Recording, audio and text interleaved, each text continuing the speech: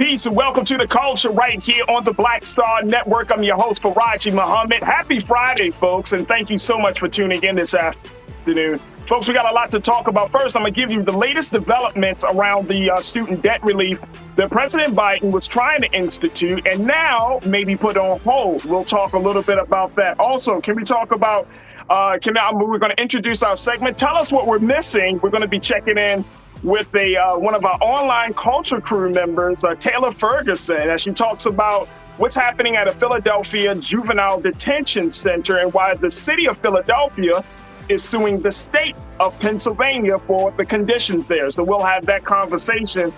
Later on, President Biden talks about empathy fueling democracy. Do you agree with that?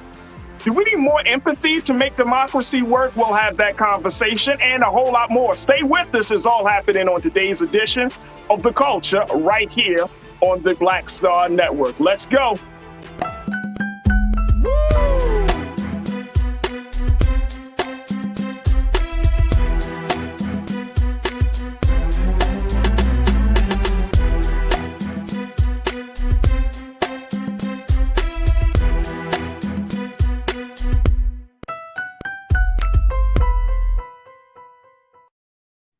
Peace and welcome to the culture right here on your Black Star Network. I'm your host, Faraji Muhammad. Thank you so much for tuning in. Happy Friday, folks. Woo! Woo! It couldn't have come sooner. Happy Friday, everyone. Thank you so much for tuning in this afternoon.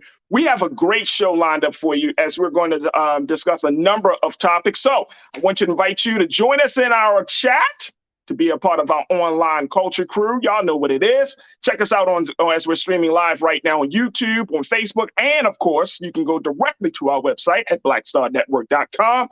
And let's do your part to be a part of today's big conversation. Plus, today we kick off our new segment, Tell Us What We're Missing. We're going to kick off with one new online culture crew member, and this is the beginning. This is just the beginning. I can't wait to have that conversation. But first, let's talk about what is going on with the issue of the national student debt relief that President Biden had promised and had moved forward on. Now, folks, apparently the debt relief that was supposed to relieve millions of Americans of $10,000 to $20,000 worth of student loans is put on hold. Take a look at this, folks. This is the latest here from CNN. It says that the student loan borrowers are now waiting indefinitely. What student loan borrowers need to know about after a federal court struck down Biden's forgiveness program. Wow. So already you and me, we may not even get our student loan debt relieved already. Here's what CNN reported on this, and then I want to get your take from my online culture crew. It says student loan borrowers are now waiting indefinitely to see if they received debt relief under President Biden's student loan forgiveness program after a federal judge in Texas struck down the program Thursday, declaring it illegal. The Department of Justice immediately appealed to the Fifth U.S. Circuit Court of Appeals, but that case will have to play out before the Biden administration can cancel any federal student loan debt under the program. Now, while the Biden administration has faced several legal challenges to the student loan forgiveness program since it was announced in August, the ruling on Thursday is the most significant setback thus far, prompting the Department of Education to stop accepting applications for debt relief. The Texas decision makes it more likely that the issue will ultimately go to the Supreme Court, though it is still too early to say. And this is according to Abby Sheffoff, who's a staff attorney at the National Consumer Law Center. This is the face to that news, folks. Wow. Might be illegal. Wow. Can I say, wow. Check this out. You know how many applications have already been received about relieving the debt of current former students?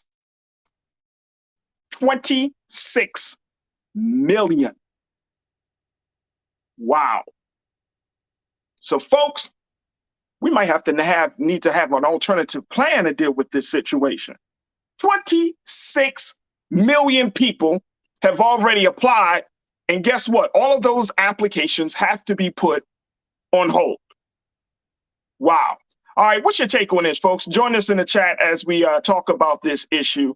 You can join us on YouTube, Facebook, and we would love to hear what your take is. So this is just, it's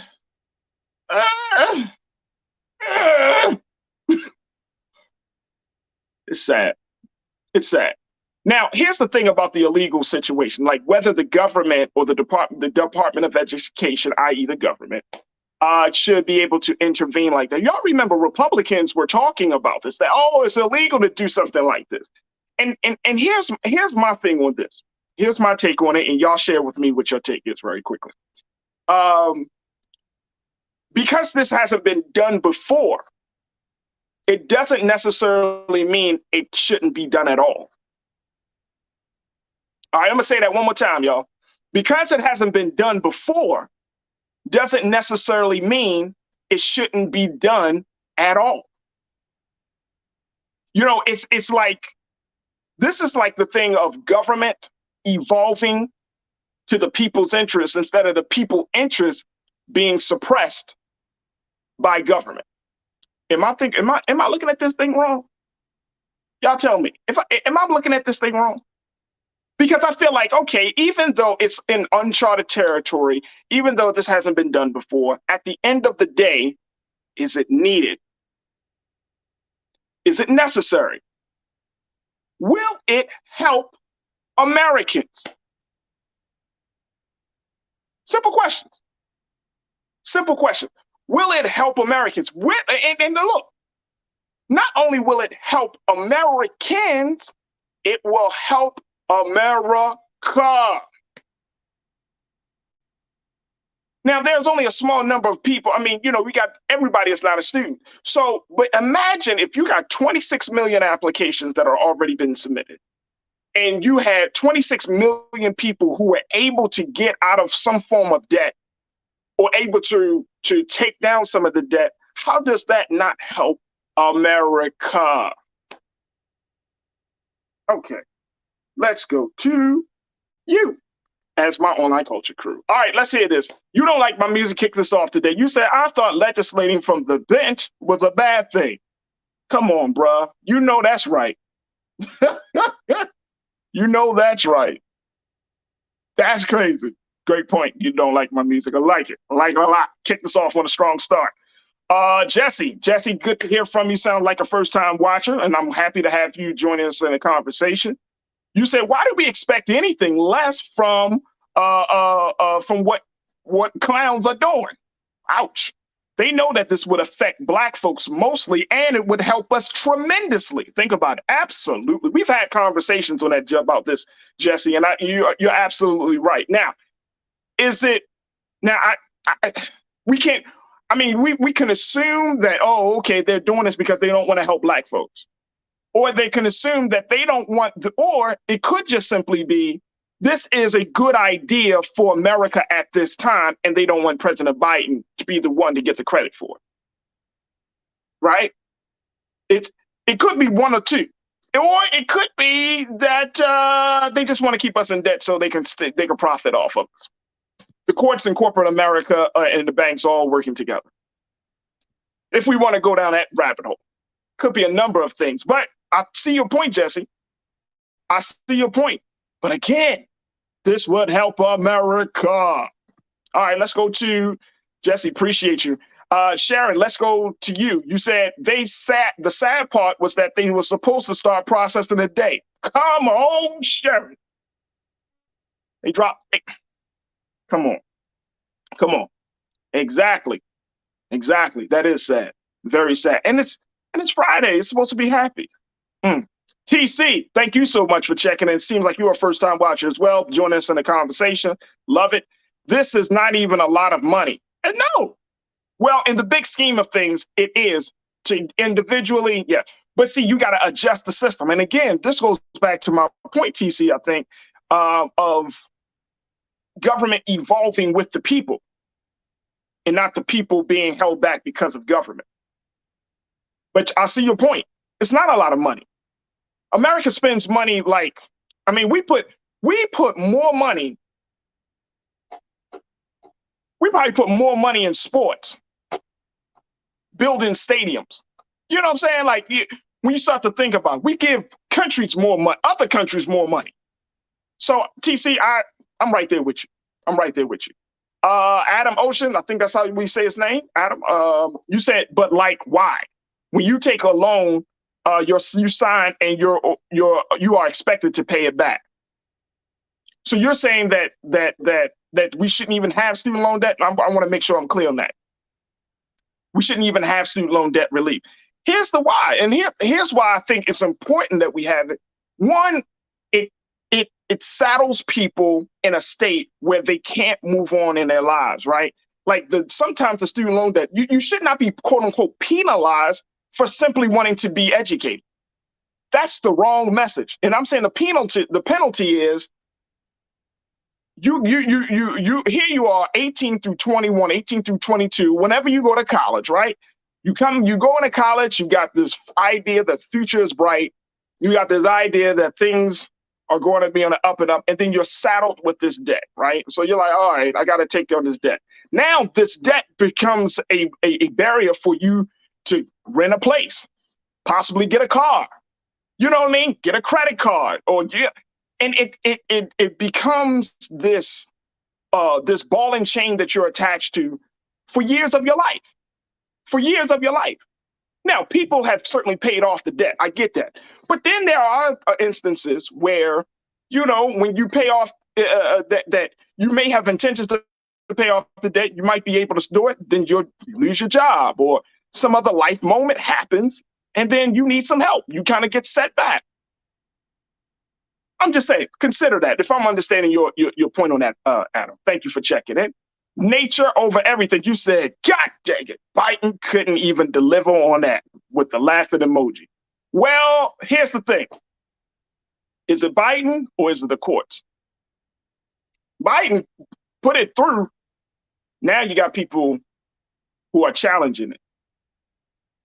So I don't necessarily want to put that on Biden's doorstep. I wouldn't say, oh, he didn't get it done. I think he did. Now we got to look at the judicial branch and say, judicial branch, you mean to tell me that this might be illegal? Again, even though we've never done it before, doesn't mean that we shouldn't do it now. Will and C100, you said this should be the one thing that shows everyone in America where America is headed. If we don't stop these batches, folks right now in the next 20 years will be just like any other foreign country. Facts. We got a lot to talk about with that. Yep, you're absolutely right. Timothy Pearson, good to hear from you. Seem like another first-time Culture Crew member. Appreciate you. You said, why was there no tax cut for the rich in 2018? Whoa, why was the tax cut in the rich in 2018 wasn't blocked? I'm gonna let you think on that, Timothy. I'm gonna let you think on that because you're right. I mean, see, this is the part I'm getting at. And this is why I think this is crazy, right? Because we have these conversations about the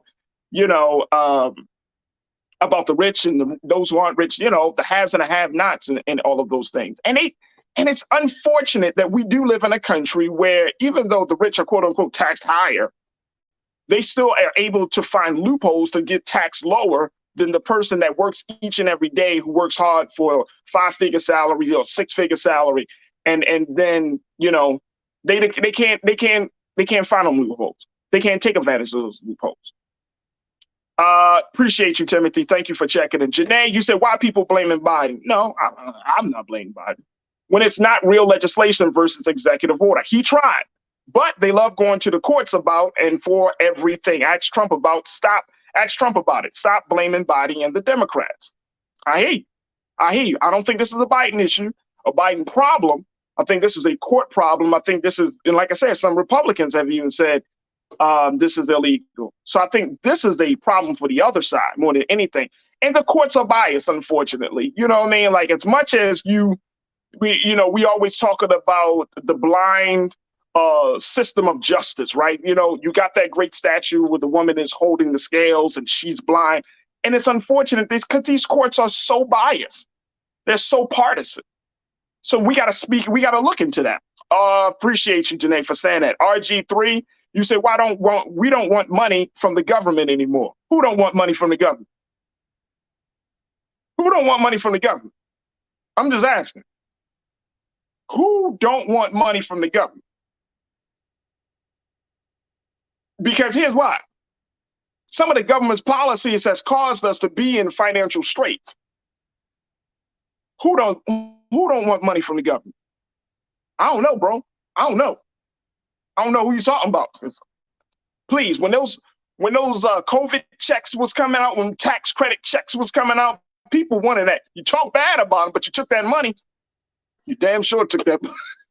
Jayla, my sister, good to hear from you. You said all the more reasons for all the people in Georgia to vote for Warnock, especially the college students. Yeah, how about that? You got to have certain people in position to be able to move on this situation. And this is, again, this speaks to the partisan divide of Democrats and Republicans. Crazy, crazy. Kim, you said we should have a guaranteed 4-year college paid by the government. Hey, Kim, this is for you, Kim. This is for you, my sister. Look, check this out, folks. If we don't go to college, then we can't get the skills, we can't get the knowledge to move this country forward. If we don't go to college, we don't position our country in a position of innovation. We can't put them in a position, put this country in a position of progression, right? There can't be no real future. You can't have people struggling for the basic human right to be educated. That's a human right. This is not about class. This is not a privilege. This is a right. This is a right. And here's the other part about it. What about the mixed messages, Kim, that people often give, right? They tell you, oh, go to college, go to college. You go to college, especially if you have a lot of first generation college students, right? But then you're like, hey, I know you're first generation, but you need to pay up on this money. And education, let's also put it where the ghosts can get it, folks. Education should not be so high to the point where it becomes a deterrent for people to become cultivated, and more importantly, for them to enjoy the human right to be educated. It shouldn't be that damn high. You can go to colleges in other countries. There are places around the world that teach medicine and engineering, and places around the world that teach the arts and the sciences, right? Great colleges don't cost nearly half as much as some of these schools in America. Kim, thank you for checking in. PGH412, you say, so you can take my taxes and send my money to Ukraine, but I can't get some relief on a student loan. Make it make sense with these clowns' logic. Right. And unfortunately, PGH412, it don't make sense. It don't make sense. Appreciate you. Robin Welch. Robin, you say we have to remember that Biden is dealing with Trump judges. That's the thing. That's why in this election, I hope that y'all, and I know, and trust and believe, when I say this, y'all, this is with true humility to you, right? Because I think we're all in the same place. When you looked at your ballot on Tuesday, for those of you who voted, did y'all see some judges on there? Right? Did you? I don't remember, and I would have to go back. I don't think my ballot said the judge was Republican or Democrat, right? So we don't know where they stand. We just be like, oh, the judge for this court, the judge for that court. And we don't know. We don't know their political views. We don't know who put them there. We don't know their background. And I'm saying that with all due sincerity, like at the end of the day, you know what I'm saying? We're just kind of going through the motions. Unless some of us, and I'm sure there are some of you who definitely, all right, let me see this judge and the judges are super important, because as we're seeing now, there are more and more conversations about policy that end up in the court. All right, and Crystal, you checked in and said, look at the GI Bill, gave them money to pursue college, buy a house, and whatever else they wanted to do. Yeah, y'all remember that. Absolutely. Gave them that money, do all of great things. And then guess what? That's how the middle class came into existence. That's how baby boomers were able to support their families and all of that. That's how all of that got kicked off, because of that bill opened that door. And so now we're at a place that situation is so partisan, things are so divided in this country that even the potentially good things people block because they just don't want it to come from the other party. And that's sad. Because when two elephants, well, elephant and a donkey, when they go to war in the jungle, guess who suffers? The grass. That's us. The grass. We get nothing from it, right? So there has to be something else that we need to rely on in this. But in this particular case, regarding the student loan, we're gonna, just have to keep posting on it, and I'll certainly do that here on this platform. But more importantly, just thinking about these things, maybe we need to bring it up into to the conversation relating to, in the conversations with our elected officials that we just put in office. Like, where do you stand on student loan? Are you going to push this a little bit? Can we push this further? Maybe that's what we need to do. But for right now, we just want to have to sit and wait. All right, folks, we're going to take a quick pause. When we come forward, let's talk about what's happening in Philadelphia. We're going to kick off our new conversation. Tell us what we're missing. We're going to check in with online culture crew member Taylor Ferguson, and a whole lot more. Stay with us. That's happening next here on The Culture on the Black Star Network.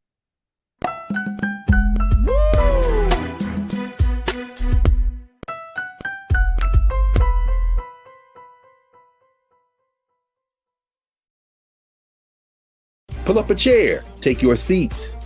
The Black Tape with me, Dr. Greg Carr, here on the Black Star Network. Every week, we'll take a deeper dive into the world we're living in. Join the conversation only on the Black Star Network. Hi, I'm Dr. Jackie Hood Martin, and I have a question for you. Ever feel as if your life is teetering and the weight and pressure of the world is consistently on your shoulders? Well, let me tell you, living a balanced life isn't easy. Join me each Tuesday on Black Star Network for a Balanced Life with Dr. Jackie. We'll laugh together, cry together, pull ourselves together, and cheer each other on. So join me for new shows each Tuesday on Black Star Network, A Balanced Life with Dr. Jackie.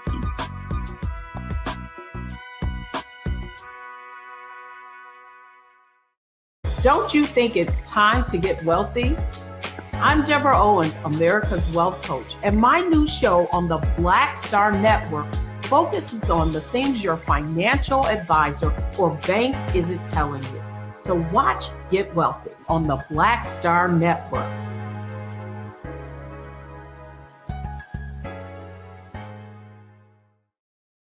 When you talk about blackness and what happens in black culture, we're about covering these things that matter to us, speaking to our issues and concerns. This is a genuine people-powered movement. There's a lot of stuff that we're not getting. You get it, and you spread the word. We wish to plead our own cause. Too long have others spoken for us. We cannot tell our own story if we can't pay for it. This is about covering us. Invest in black-owned media. Your dollars matter. We don't have to keep asking them to cover our stuff. So please support us in what we do, folks. We want to hit 2,000 people, $50 this month, raise $100,000. We're behind $100,000, so we want to hit that. Y'all money makes this possible. Check some money orders. Go to P.O. Box 57196, Washington, D.C. 20037-0196. The Cash App is $RM Unfiltered. PayPal is R Martin Unfiltered. Venmo is RM Unfiltered. Zelle is Roland at RolandSMartin.com. Hatred on the streets, a horrific scene, a white nationalist rally that descended into deadly violence. White people are losing their damn minds. An angry pro-Trump mob storms the U.S. Capitol. We're about to see the rise of what I call white minority resistance. We have seen white folks in this country who simply cannot tolerate black folks voting. I think what we're seeing is the inevitable result of violent denial. This is part of American history. Every time that people of color have made progress, whether real or symbolic, there has been what Carol Anderson at Emory University calls white rage. as a backlash. This is the rise of the Proud Boys and the Boogaloo Boys. America, there's going to be more of this. Here's all the Proud Boys, guys. This country is getting increasingly racist in its behaviors and its attitudes because of the fear of white people. The fear that they're taking our jobs, they're taking our resources, they're taking our women. This is white fear.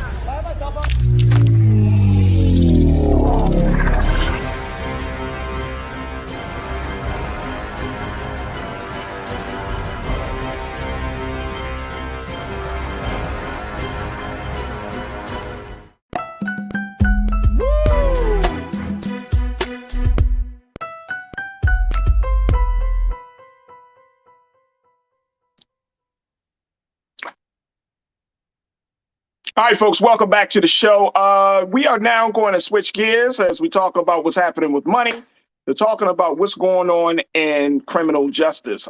This is a part of our new segment where we ask you to share with us stories that you thought are important that we didn't cover, because we can't cover single thing here on the culture. So we are so happy to open up the platform for you in our segment called Tell Us What We're Missing.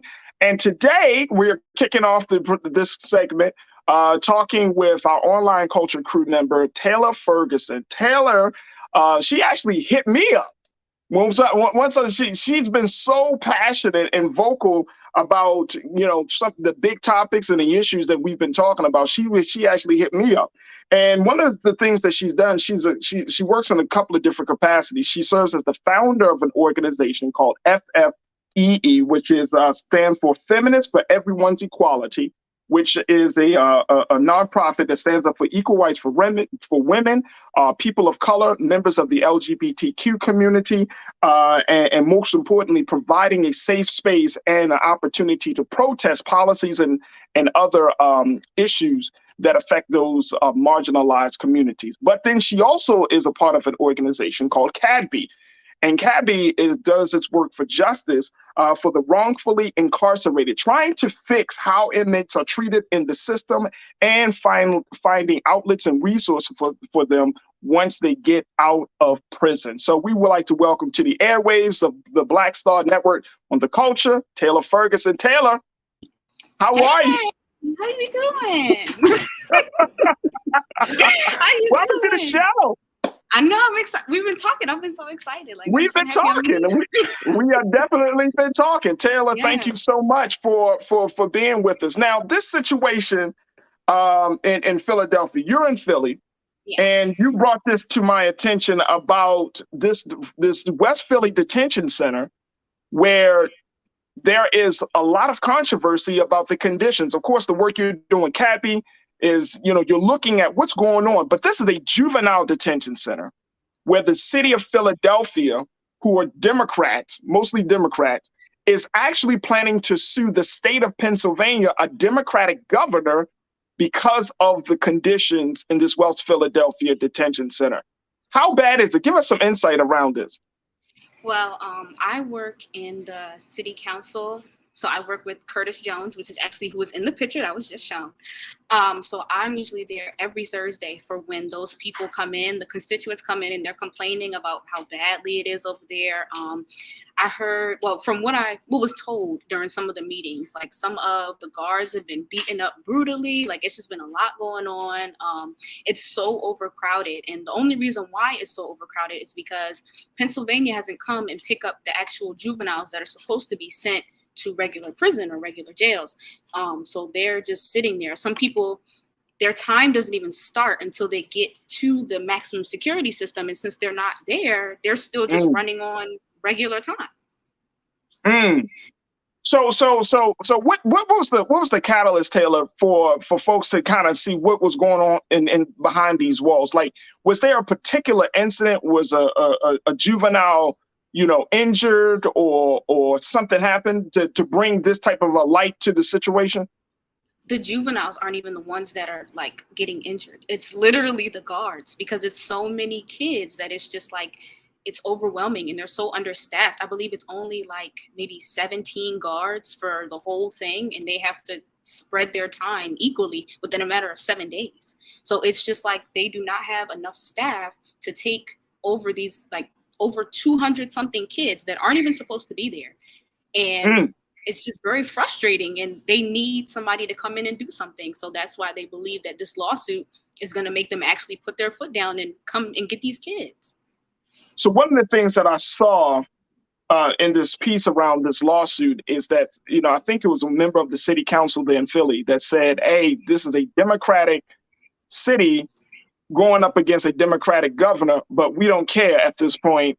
It's about pretty much he's saying it's about principle, that this isn't right. Yes. How does that play out? Because now we just had this major election. You are political wonky yourself, right? You taking the stuff all over. But now that we see this, like, how does this play out for black folks in the city of Pennsylvania, and more importantly, for those young people in the detention center? Well, the people that are in the kids that are in the detention center, like, this is just driving them to be more and more violent. Like, I hate to say it, but my generation, the one a little bit above me and the ones younger than me, we're more influence driven. So if we see our peers doing this, that, and the third, we're going that way. So it's like, if you see a whole bunch of kids like beating up on a guard, you're like, oh, okay, this is cool. Or this is how I'm going to be able to survive while I'm in here. So that's what I'm going to do. And for us as Black people, it's just like not a lot of people know about this. Like, I didn't even know about it until the lawsuit became public. Like, it's been going on for a hot minute now, and nobody knew about it until it became such a big lawsuit between Philadelphia and Pennsylvania. What's been the governor's response to the lawsuit and to the conditions there? So far, like, we haven't heard anything, or at least they're not telling me anything. But like, it hasn't been the greatest, just from how Councilmember Jones Jr.'s faces have been whenever the conversation comes up and people ask about the response. It hasn't been looking too good. Right. It's more like, I feel like they're ignoring what's going on because they don't see it as important, but it's very important. People's lives are at stake right now.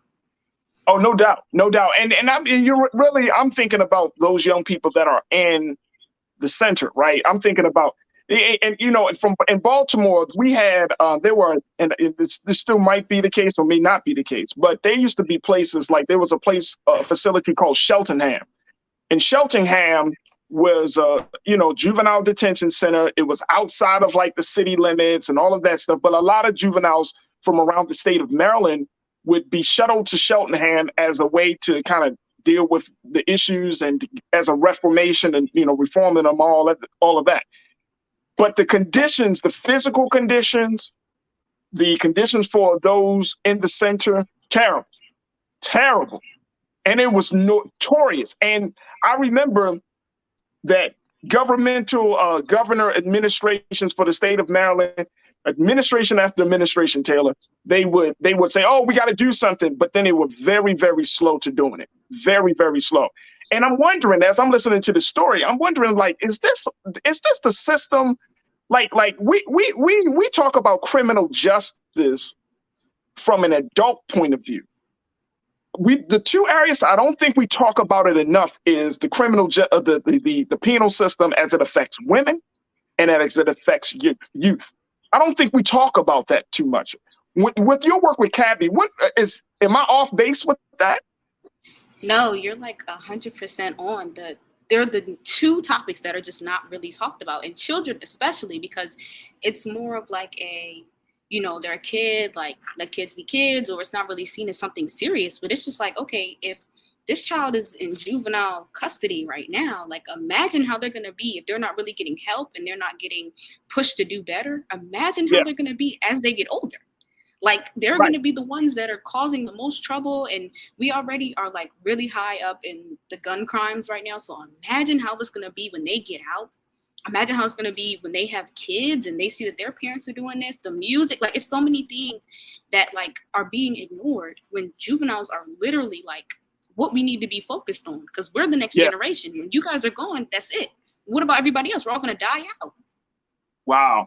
So, and the other point is that I want to bring in some comments from our other members of our online culture crew.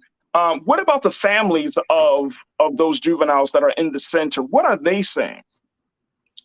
Well, a lot of the families, some would rather them be sent to where they're supposed to be so that their time can be up, because obviously they want their kids to come home. There are also always the parents who really, don't care. Like, they figure their kid's going to be in the streets. But then, there's the ones that actually care, the ones that come in during the council meetings and they're like, I need you to get people in here. I need my child to have, better conditions. Like, yes, they're in here because of what they did, but and also some kids aren't even in there for serious crimes. Like, I understand, or not serious, but let's say crimes that have victims. So, right. Or, like murderous crimes or things like that, violent crimes. Some kids are in there for like stealing, like something small. Some are in there for carjackings. And it's just like, you should not be in there with somebody who killed somebody like maybe 2 weeks ago. And the parents are just like, I don't want my kid in here. They don't deserve to be in here.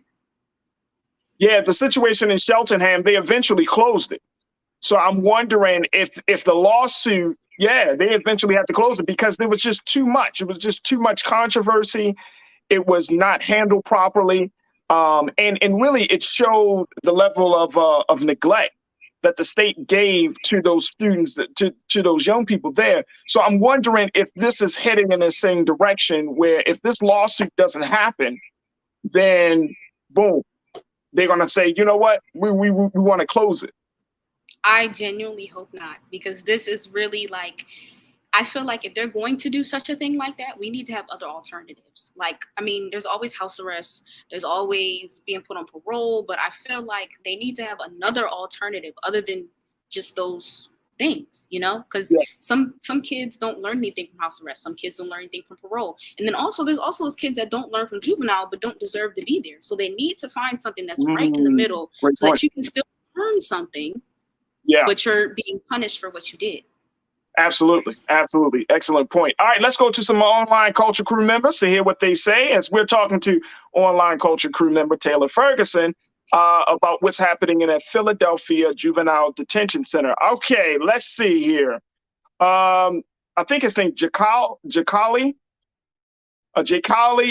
You said some people need to be in jail, but for many others, alternative solutions are needed. And I think that goes to the point, Jakali, of exactly what Taylor is saying. Like, everybody can't just be at home. Like, you need to move. You need to be taken out of the home, out of your community, and start the reformation process in a space where you can focus on yourself, right? Imagine they had that for relationships, Taylor. That would be nice. You just got in a relationship, go here. That would be nice. But it's so important. Jakali, I think that you're absolutely right. Belinda, I wanted you posted this. You said the older inmates fight the younger ones. The pay is low was the reason.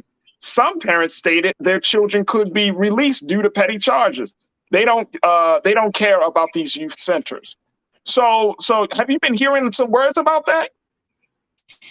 So there was one instance that I did hear about. I think it was that it's a couple people that ended up getting killed due to some murderous juveniles, and they did get let out.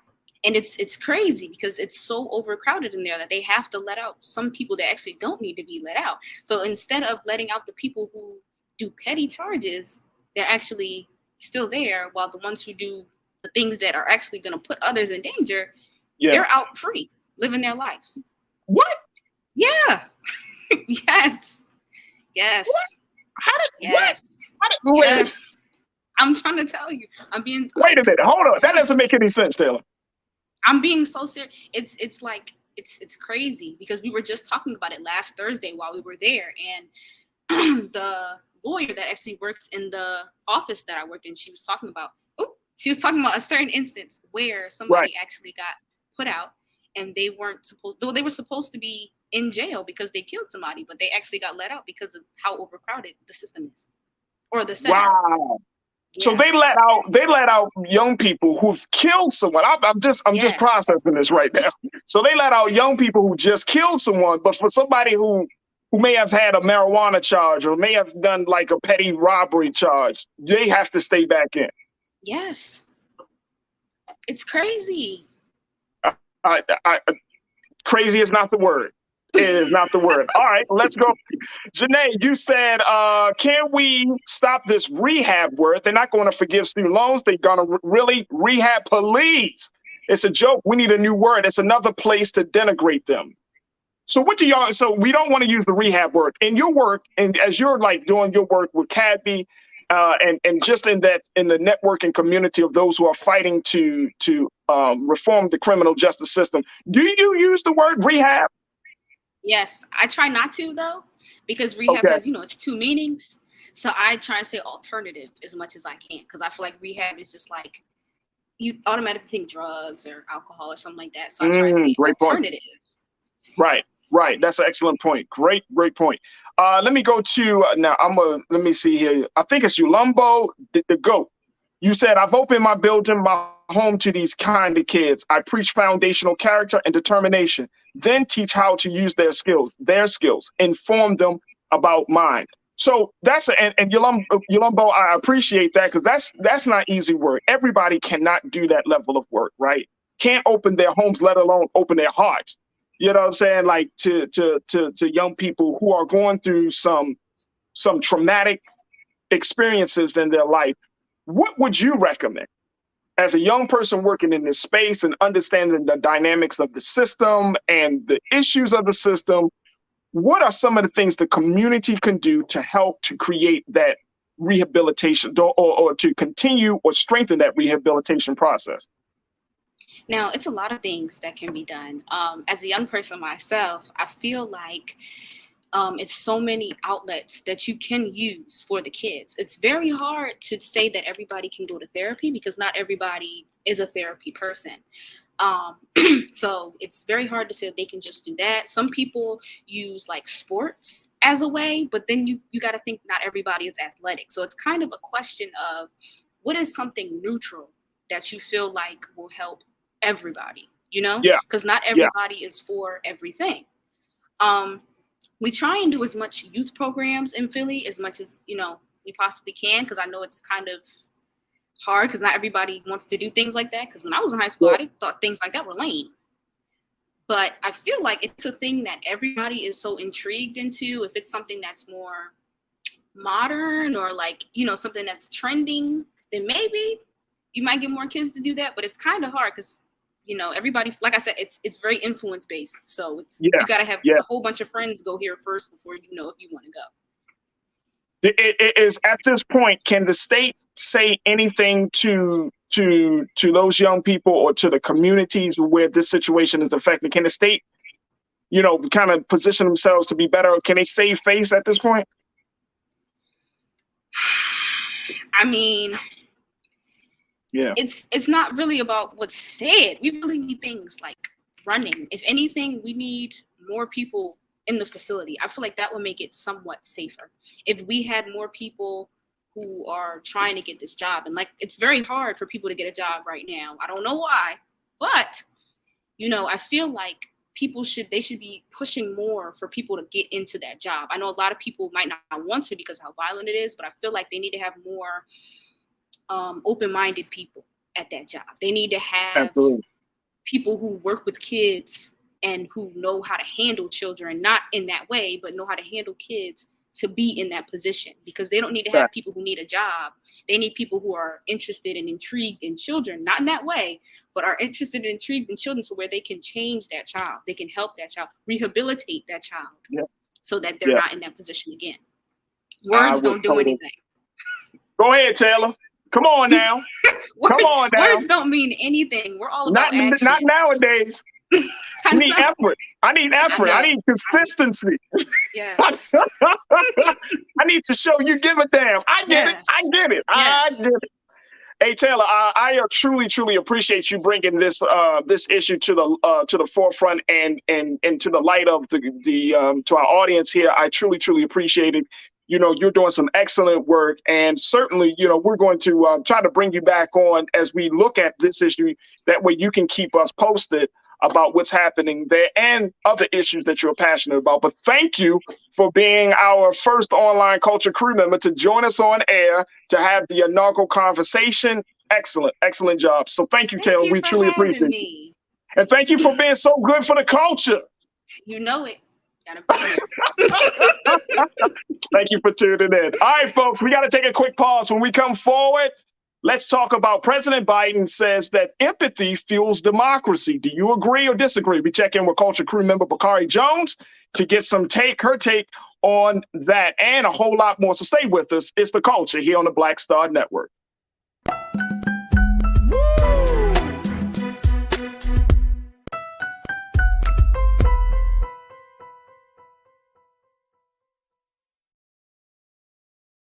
Don't you think it's time to get wealthy?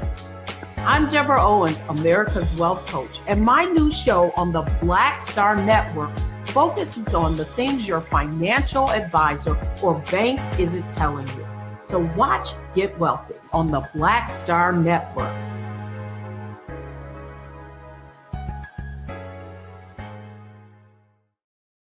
Hi, I'm Dr. Jackie Hood Martin, and I have a question for you. Ever feel as if your life is teetering and the weight and pressure of the world is consistently on your shoulders? Well, let me tell you, living a balanced life isn't easy. Join me each Tuesday on Black Star Network for A Balanced Life with Dr. Jackie.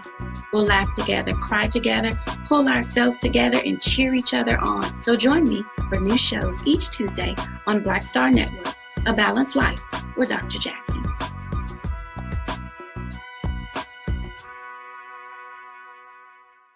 Pull up a chair, take your seat. The Black Tape with me, Dr. Greg Carr, here on the Black Star Network. Every week, we'll take a deeper dive into the world we're living in. Join the conversation only on the Black Star Network.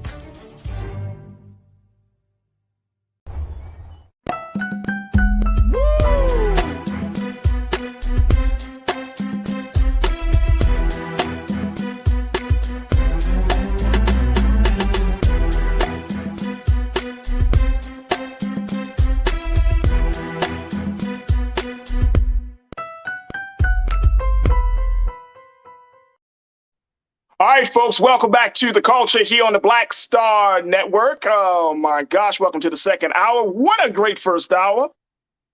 Hey, look, big shout out to our online Culture Crew. I'm so excited, and I'm very, very happy with Taylor Ferguson giving us the latest updates about what's happening in Philadelphia. And I am super excited about hearing what's going on, the things that we may not be talking about on this show, but they are important to you. So, folks, you're going to see a lot more of the crew, and I can't wait to start bringing it. I got a couple of brothers that checked in with me. They sent me some nice emails, like letting me know seriously.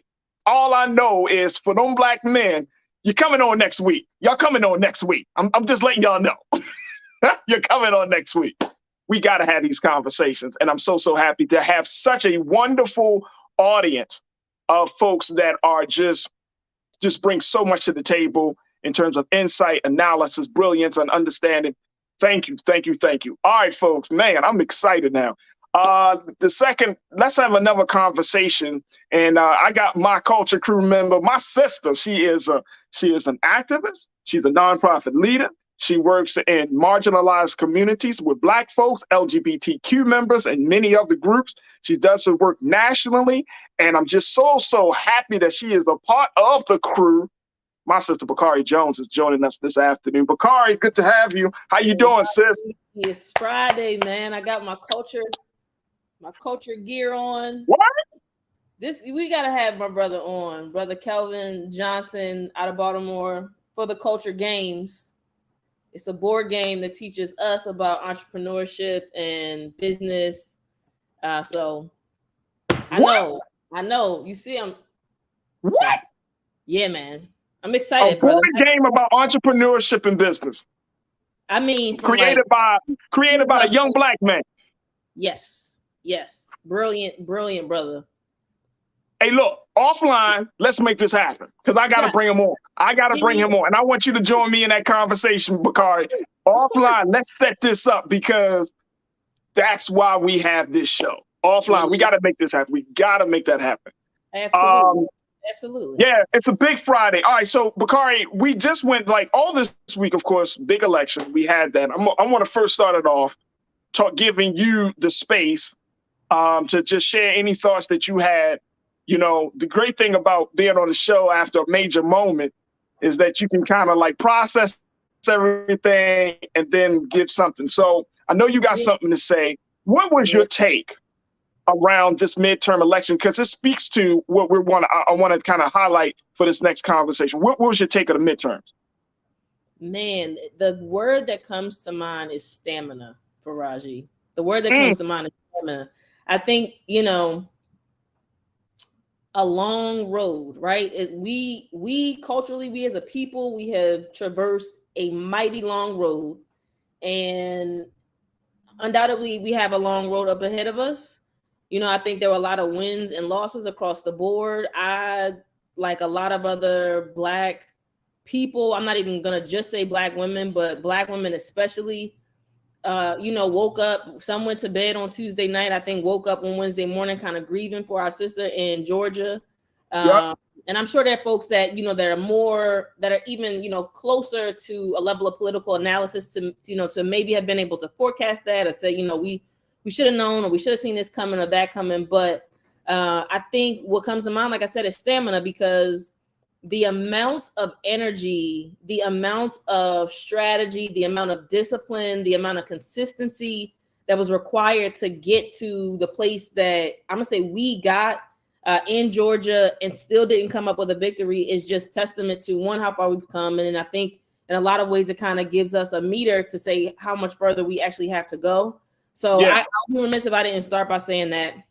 But as you know, I was able to support comm strategy for a sister out in California based in LA, District 28, and it's a super diverse part of the country, super diverse part of the state of California, and I got to participate in a winning team. So I'm still kind of buzzing off of that victory and still holding space for the grief of this sort of collective loss in the state of Georgia. So it just is, for me, is a reminder of the amount of stamina that's required. And I've learned a lot of things at this point, I think, for me in my career, working behind the scenes.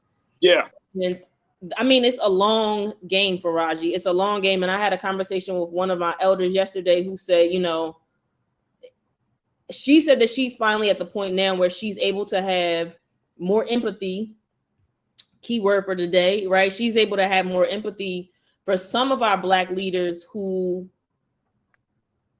have a bit of fatigue, right? When it comes to where they are in the grand scheme of things, because I think in a lot of ways, we lack sometimes the channels of communication to be able to say, all right, I know what's going on the front line, and this is what's going on in this room that everybody that I'm representing on the front line may not have access to, understanding the nuance that's going on. And it's a long game, and that's part of our oppressor strategy, right? Is to exhaust us, is to tire us out. So unless we really have a multifaceted approach to our liberation, I don't think we're going nowhere. And so, Faraji, look, man, it's Friday. I'm in my late 30s, Faraji. I just got to keep it a buck with you. I am just now beginning to understand the role that consistency plays in all of the things that we want to do in this here life that we are given.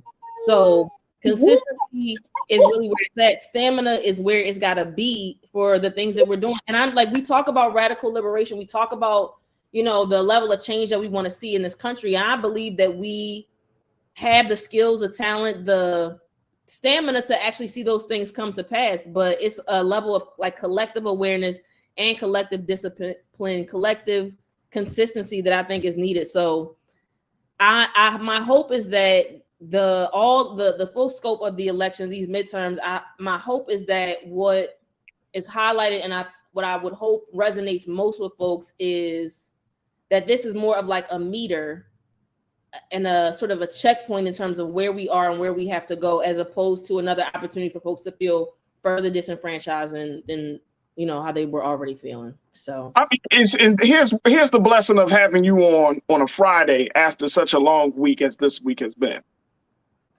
You gave me hope. I be charged up, Raji. I can't help it, man. I can't help it.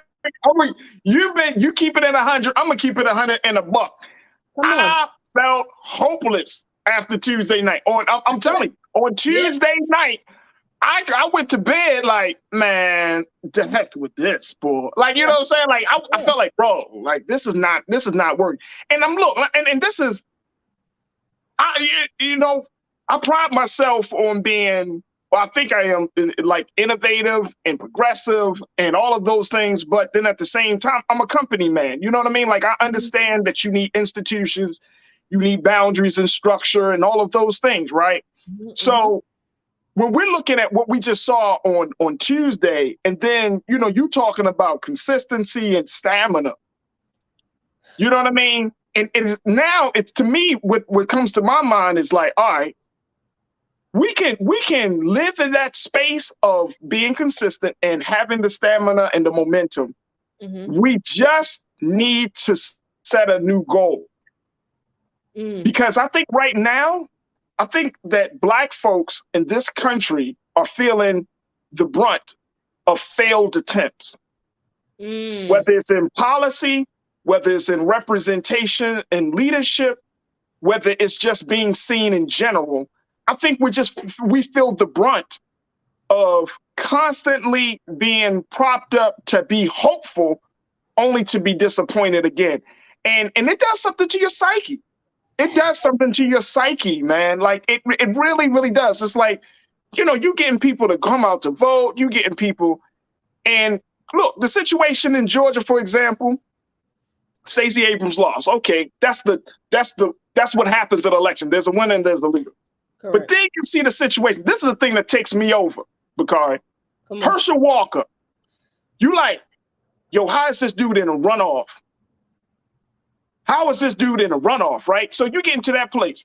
So that's why I wanted to at least have this conversation that President Biden put out there, because this was a question. There was a question that was posed by the president by our journalist sister April Ryan of the Griot, and she went and had there was nine reporters that the president on Wednesday, when the president spoke about the midterms and everything, there were 9 reporters that the president took into a smaller private room where he can have more intimate one-on-one conversations. She was able to pose 3. One of the 3 was about empathy. Take a look at what she reported on this. Take a look at this, folks. She talked about empathy. And I want us to put that quote up there real quick, Kenan. Thank you. So she said, the Griot's final question to President Biden focused on how he plans to center empathy in a political climate driven by extreme and hateful rhetoric. The exchange was shared on the president's official social media account. I want to play a little bit. Can we play that? I think we should be able to play that. But I want us to pull up what President Biden had to say about empathy. Order out the issue of empathy or the lack thereof in the midst of this rhetoric, this heated political rhetoric. What's next? Part of what I think leadership requires, and I hope I meet the standard, is letting people know you understand their problem. Again, my dad used to have an expression. He said, I don't expect the government to solve my problems, but I expect them to at least know what they are, understand them. So there's a lot we can do. And the empathy is not just talking about it, it's communicating to people you genuinely understand. And I hope a lot of people don't understand, because I don't want people having to know the pain.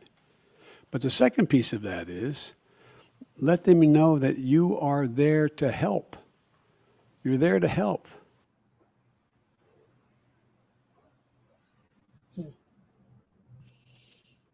This is interesting, right? Very.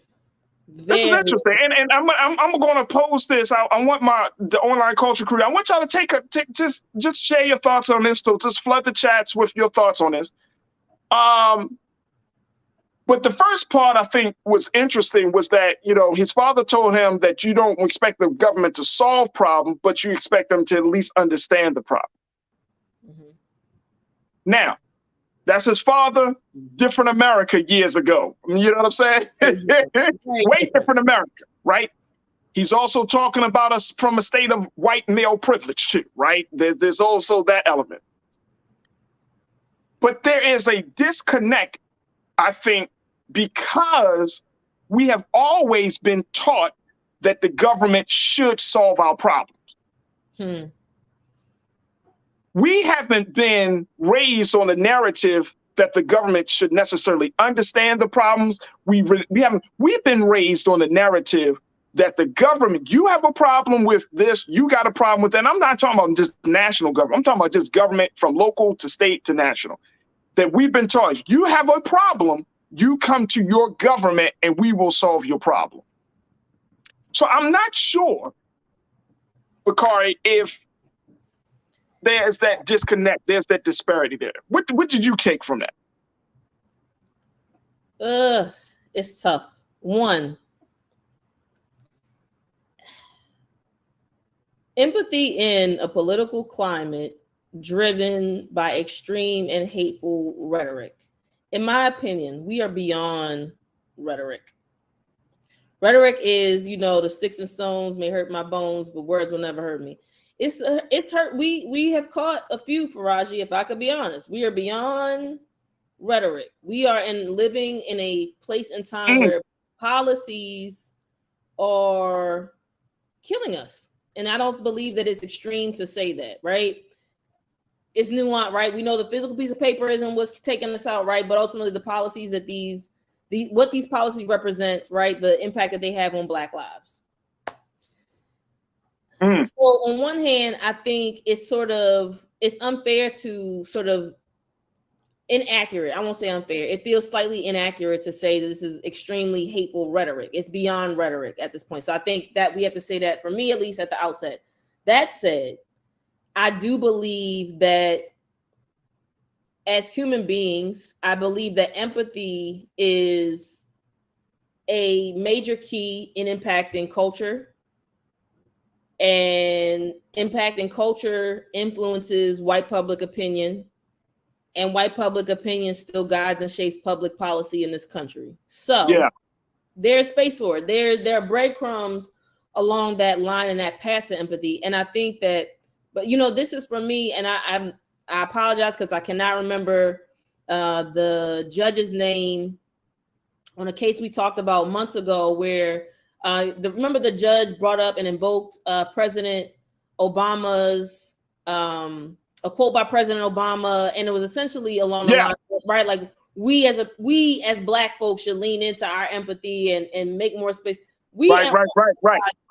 Right. So to me, I think that when the president makes these statements, it's like, yes, we understand it in a blanket statement, but you need to sort of, in reality TV, when the folks look directly into the monitor, it's like we need him to, in addition to saying these words, it has to be speaking directly to the audience that really needs to hear it, right? That's for me where this is rhetoric.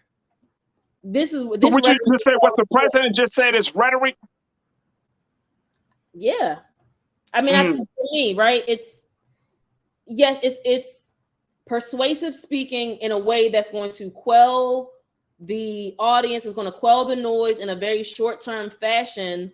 But is there much more of anything? Is there substance on the other end of it? And I would argue that if it's not, then it's rhetoric and it's not action. And what we are seeing with our oppressors, right, folks that are creating and enacting policy that impacts Black and brown people, queer people, people living in poverty in this country in the most extreme ways, they're moving beyond rhetoric, right? It started maybe with rhetoric, and then it organized itself into action, and that action wrote policies, and now, right? So to me, I think that we have to, what I would want is, one, for him to be able to say directly who it is that he's speaking to, because there are plenty of us who have empathy, right? And that's why we do the work that we do, because we feel like, right, we feel it. We're able to empathize with our comrades. Yeah. The folks that are enacting some of these actions, those are the folks that he needs to be speaking to directly. And again, to me, it's rhetoric against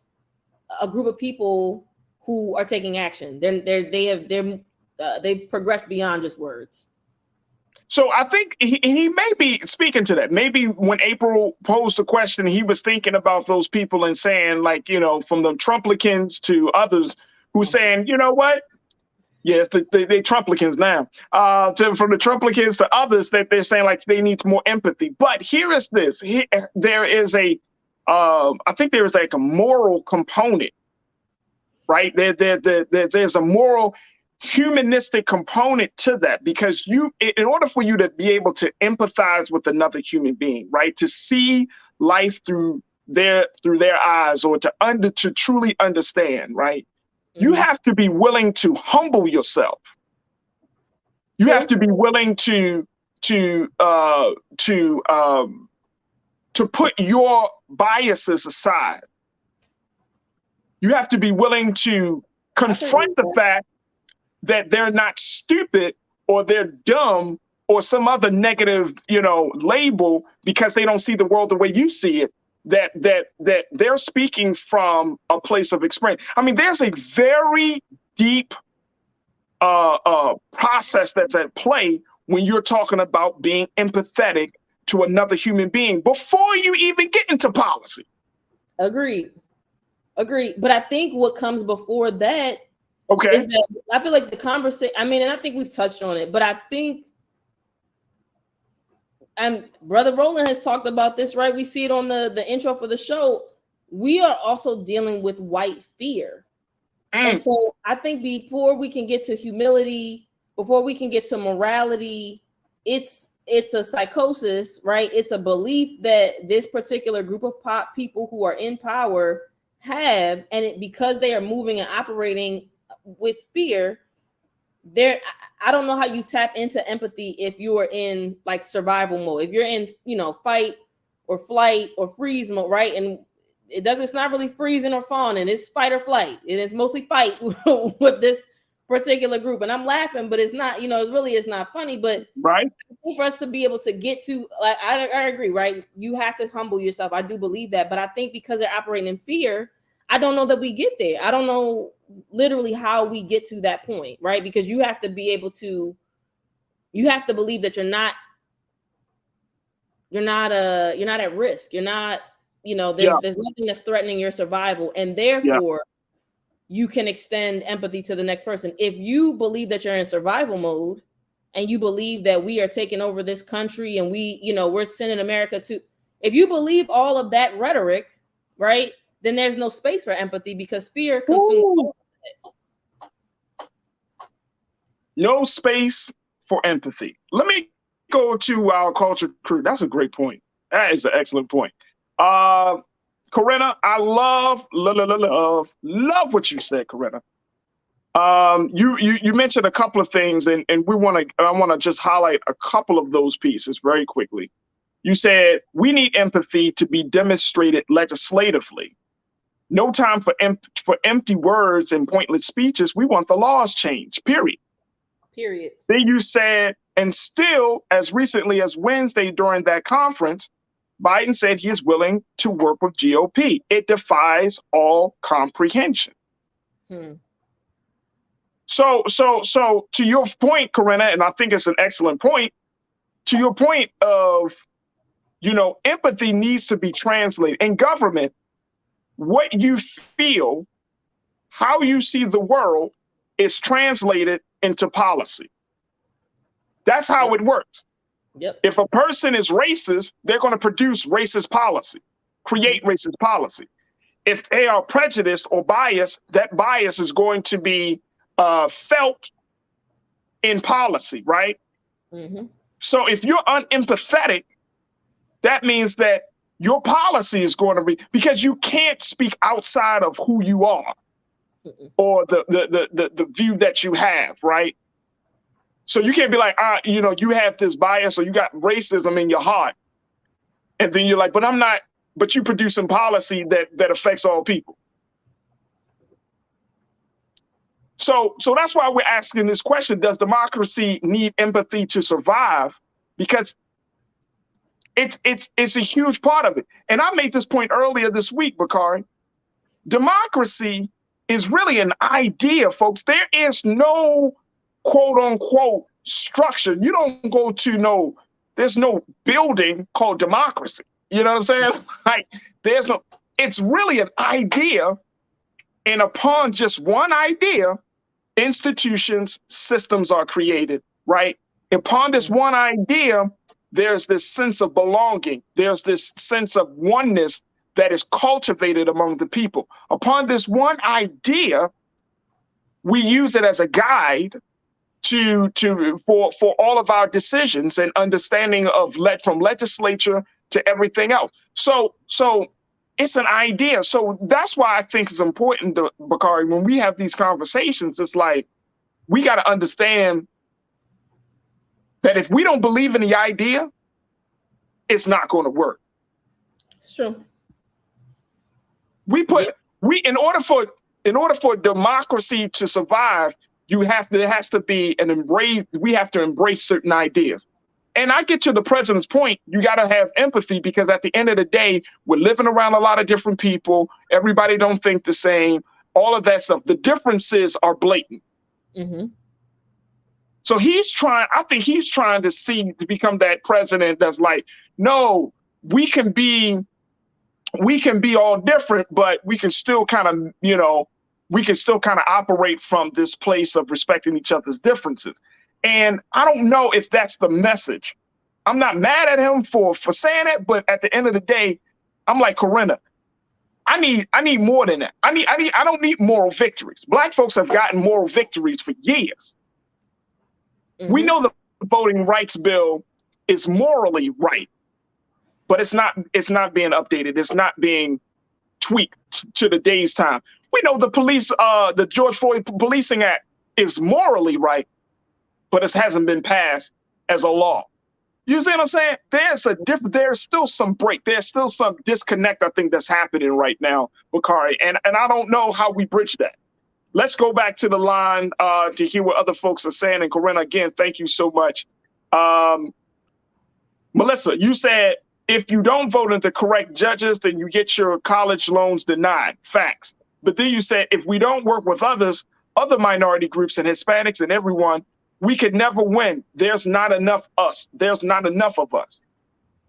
So now we even looking at, to Melissa's point, you as Black folks, we're still dependent upon, in certain degree, upon other people. And they have to make the first step to become empathetic. I think it's unfair for the government or any other group of people to expect Black people to be empathetic when we're the ones getting the short end of the stick. You ain't talking to me about empathy. Mm-hmm. You said it best, Bakari.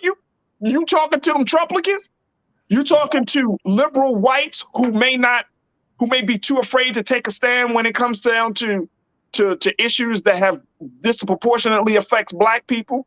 Mm-hmm. Are you talking to the people in Hollywood or in Washington who are the masters of institution and who are responsible for putting out the messages that in our culture that further affirms the humanity of Black people or dehumanizes Black people?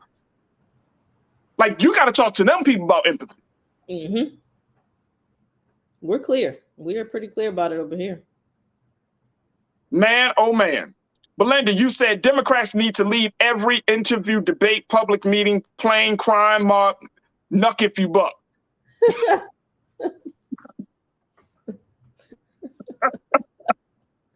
Okay.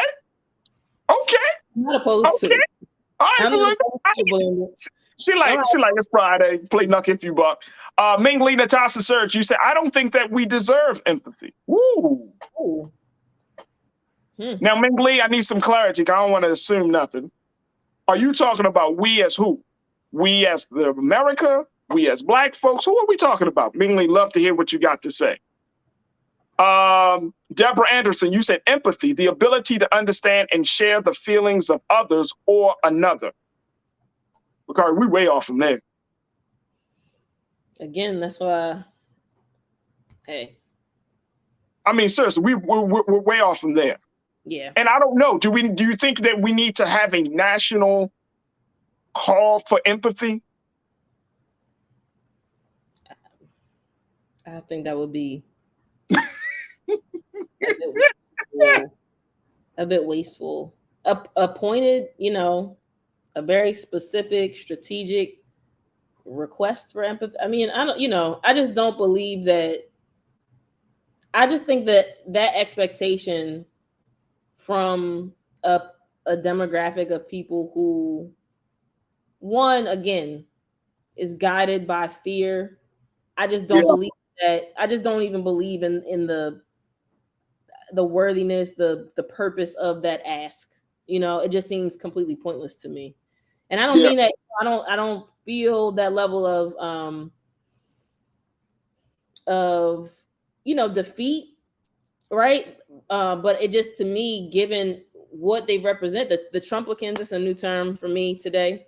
The Trumplicans, that group of people, I just don't believe that it's of any use, and if it is, I think this is another sort of example of, folks being responsible for corralling those that look like them. So I don't believe that we're in a position to be able to really impact that group. I think that in order for them to be impacted, to be shifted, to experience, enough of a change, I think that's going to come from reformed Trumplicans who have seen some form of a light and are able to come and, get their kinfolk. Absolutely. Absolutely. Let me make a correction, because mainly Natasha, Serge, and I'm glad they brought this back to me, because I don't want to misinterpret. Mainly said, I don't think they think we deserve empathy. Right. They think and then they mainly also say they just had slave laws on the docket in 2022. Facts. I ain't even want to get into that just yet, but we're going to talk about that. But they don't believe that they think that we deserve empathy. Absolutely. So my correction on that, mainly Natasha, Serge, and thank you, Damon and Michelle, for that correction. So yes, I don't think they think that we deserve empathy, but I don't even want to put Black folks in a position where we feel like we have to be empathized. Because I think that when people think about empathy, they think of weakness, right? They think of, unfortunately, you know what I'm saying? Like it's like forgiveness. It's like trying to understand somebody's plight, or it's trying to understand their pain and their troubles and getting past it. These are words that are very, very powerful. Very, very powerful, but at the same time, I mean, they're powerful, they're healing, but they often are misinterpreted. I agree. So mainly, you're right. I don't think they don't think that we deserve empathy, but this is not about us. This is about America. This is not about just Black people. This is about all of us in America. And I'm gonna be honest with you. It would take me some time, Bakari, for me to empathize with a Trumplican. I understand. You know what I'm saying? Like it would have to take some time. Like it would have to take some time to empathize with people who are just outright racist. That's not healthy for me.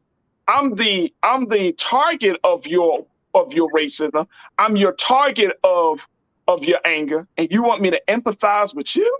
Like, how does that work?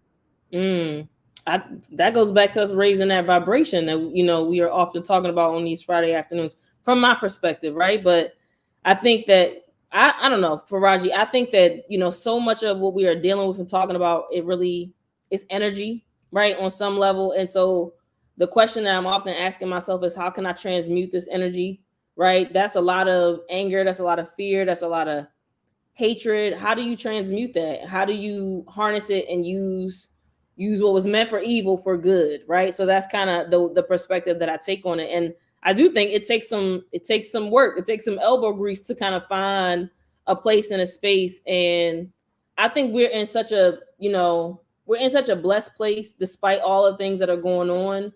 The road that our ancestors have paid for us to painstakingly, in blood, sweat, and tears, have paid for us to get here to the point where we are having this free conversation amongst one another in a public space, and to recognize that the same way that you're inspiring and educating people, for me, the empathy comes in realizing, wow, the people that ultimately hate us, that want us killed, were not blessed with those same opportunities to have that level of insight and understanding.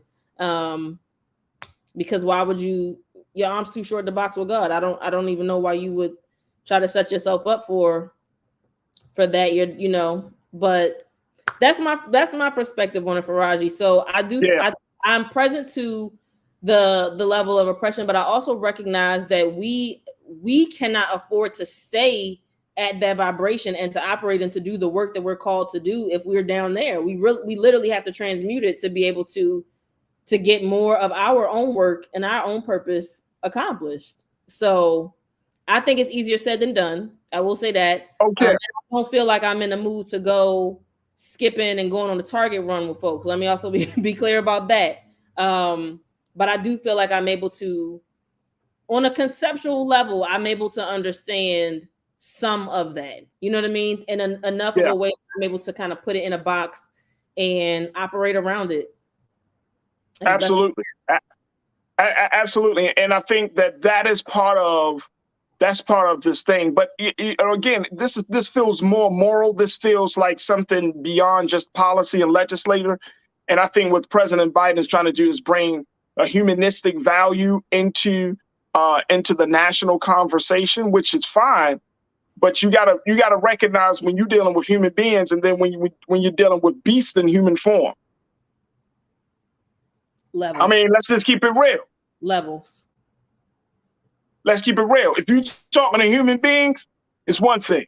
When you're talking to beasts in human form, people that block good pieces of legislation because they want a power grab, people that really don't give a damn. They're not there to represent. They're there to usurp. They're there to control. You know what I'm saying? Like, you are a beast in human form. You don't believe you don't belong in public service. So I we can and the final point on this for me, Bakari, is that we often kind of fall back on when we have big dividing moments like this midterm. It was another big dividing moment for this country. We often fall back on, these morals and values and principles of justice and empathy and all of this. And I'm like,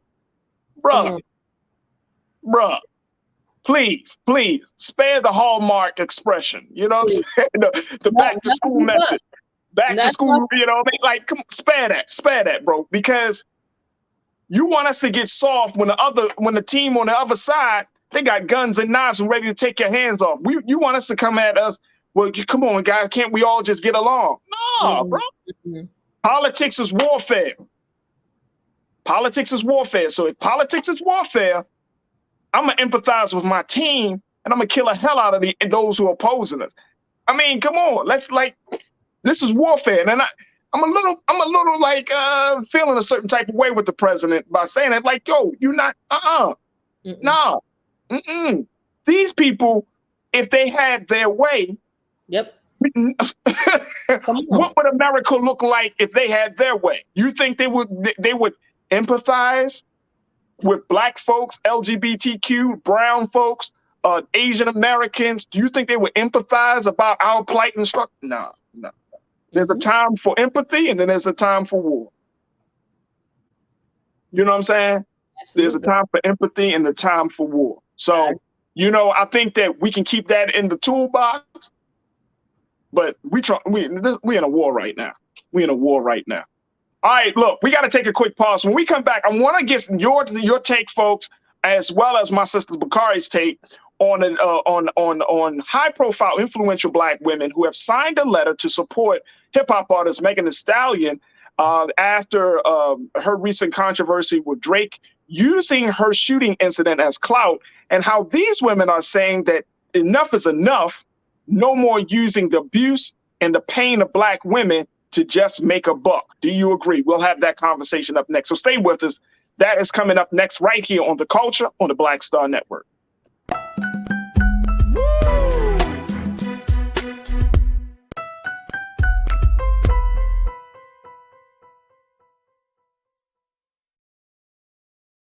Hatred on the streets, a horrific scene, a white nationalist rally that descended into deadly violence. White people are losing their damn minds.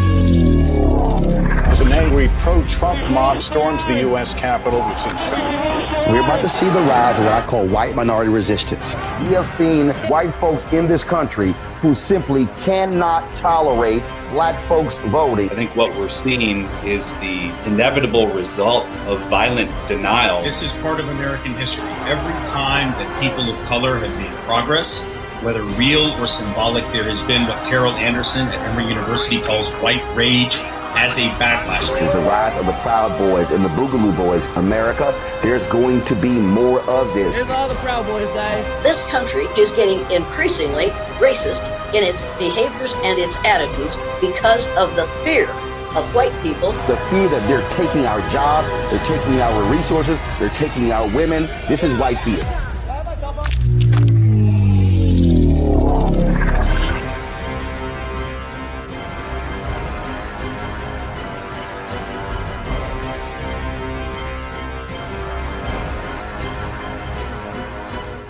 Pull up a chair, take your seat. The Black Tape with me, Dr. Greg Carr, here on the Black Star Network. Every week, we'll take a deeper dive into the world we're living in. Join the conversation only on the Black Star Network. When you talk about blackness and what happens in black culture, we're about covering these things that matter to us, speaking to our issues and concerns. This is a genuine people-powered movement. There's a lot of stuff that we're not getting. You get it, and you spread the word. We wish to plead our own cause. Too long have others spoken for us. We cannot tell our own story if we can't pay for it. This is about covering us. Invest in black-owned media. Your dollars matter. We don't have to keep asking them to cover our stuff. So please support us in what we do, folks. We want to hit 2,000 people, $50 this month, raise $100,000. We're behind 100,000, so we want to hit that. Y'all money makes this possible. Check some money orders. Go to P.O. Box 57196, Washington, D.C. 20037-0196. The Cash App is $RM Unfiltered. PayPal is R Martin Unfiltered. Venmo is RM Unfiltered. Zelle is Roland at RolandSMartin.com. Hi, I'm Dr. Jackie Hood Martin, and I have a question for you. Ever feel as if your life is teetering and the weight and pressure of the world is consistently on your shoulders? Well, let me tell you, living a balanced life isn't easy. Join me each Tuesday on Black Star Network for a Balanced Life with Dr. Jackie. We'll laugh together, cry together, pull ourselves together, and cheer each other on. So join me for new shows each Tuesday on Black Star Network, A Balanced Life with Dr. Jackie.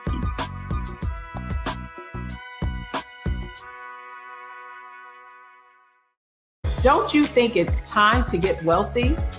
I'm Deborah Owens, America's Wealth Coach, and my new show on the Black Star Network focuses on the things your financial advisor or bank isn't telling you. So watch Get Wealthy on the Black Star Network.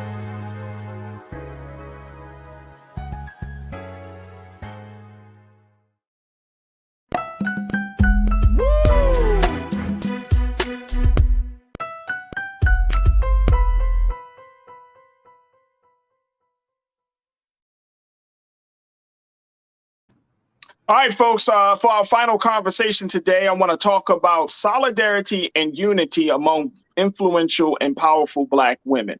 There were a number of women who recently signed a letter of support for hip-hop artist Megan Thee Stallion after a controversy around using her unfortunate shooting incident that happened a year ago as part of a song. This happened with Drake just a couple of weeks ago as his new album with 21 Savage dropped.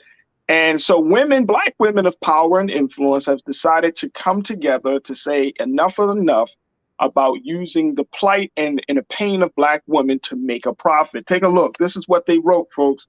According to People magazine, the Southern Black Girls Southern Black Girls and Women's Consortium published an open statement, a letter in support of the rapper born Megan Pete on yesterday, condemning violence against women and praising her courage. Tarana Burke, the founder of the Me Too movement, Planned Parenthood CEO Alexis Johnson, and commentator Angela Rye were also those signing it, as were the SBWGC's own Latasha Brown and Alice Eason Jenkins.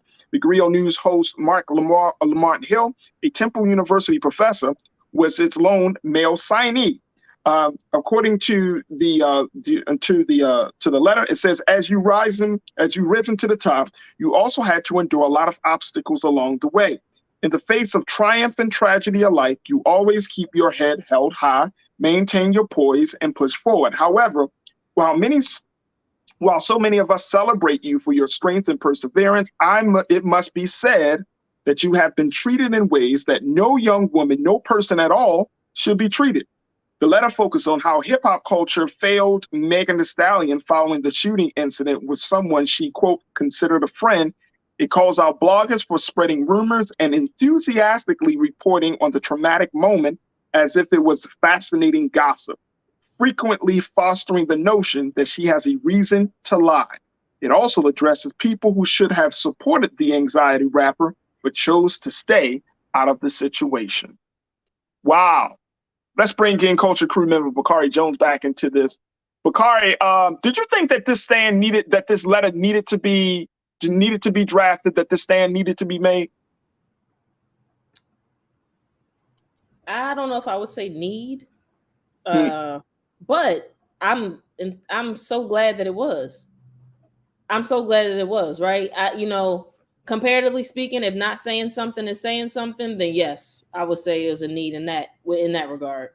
So, yeah. And it's interesting. First and foremost, I didn't know the letter was out.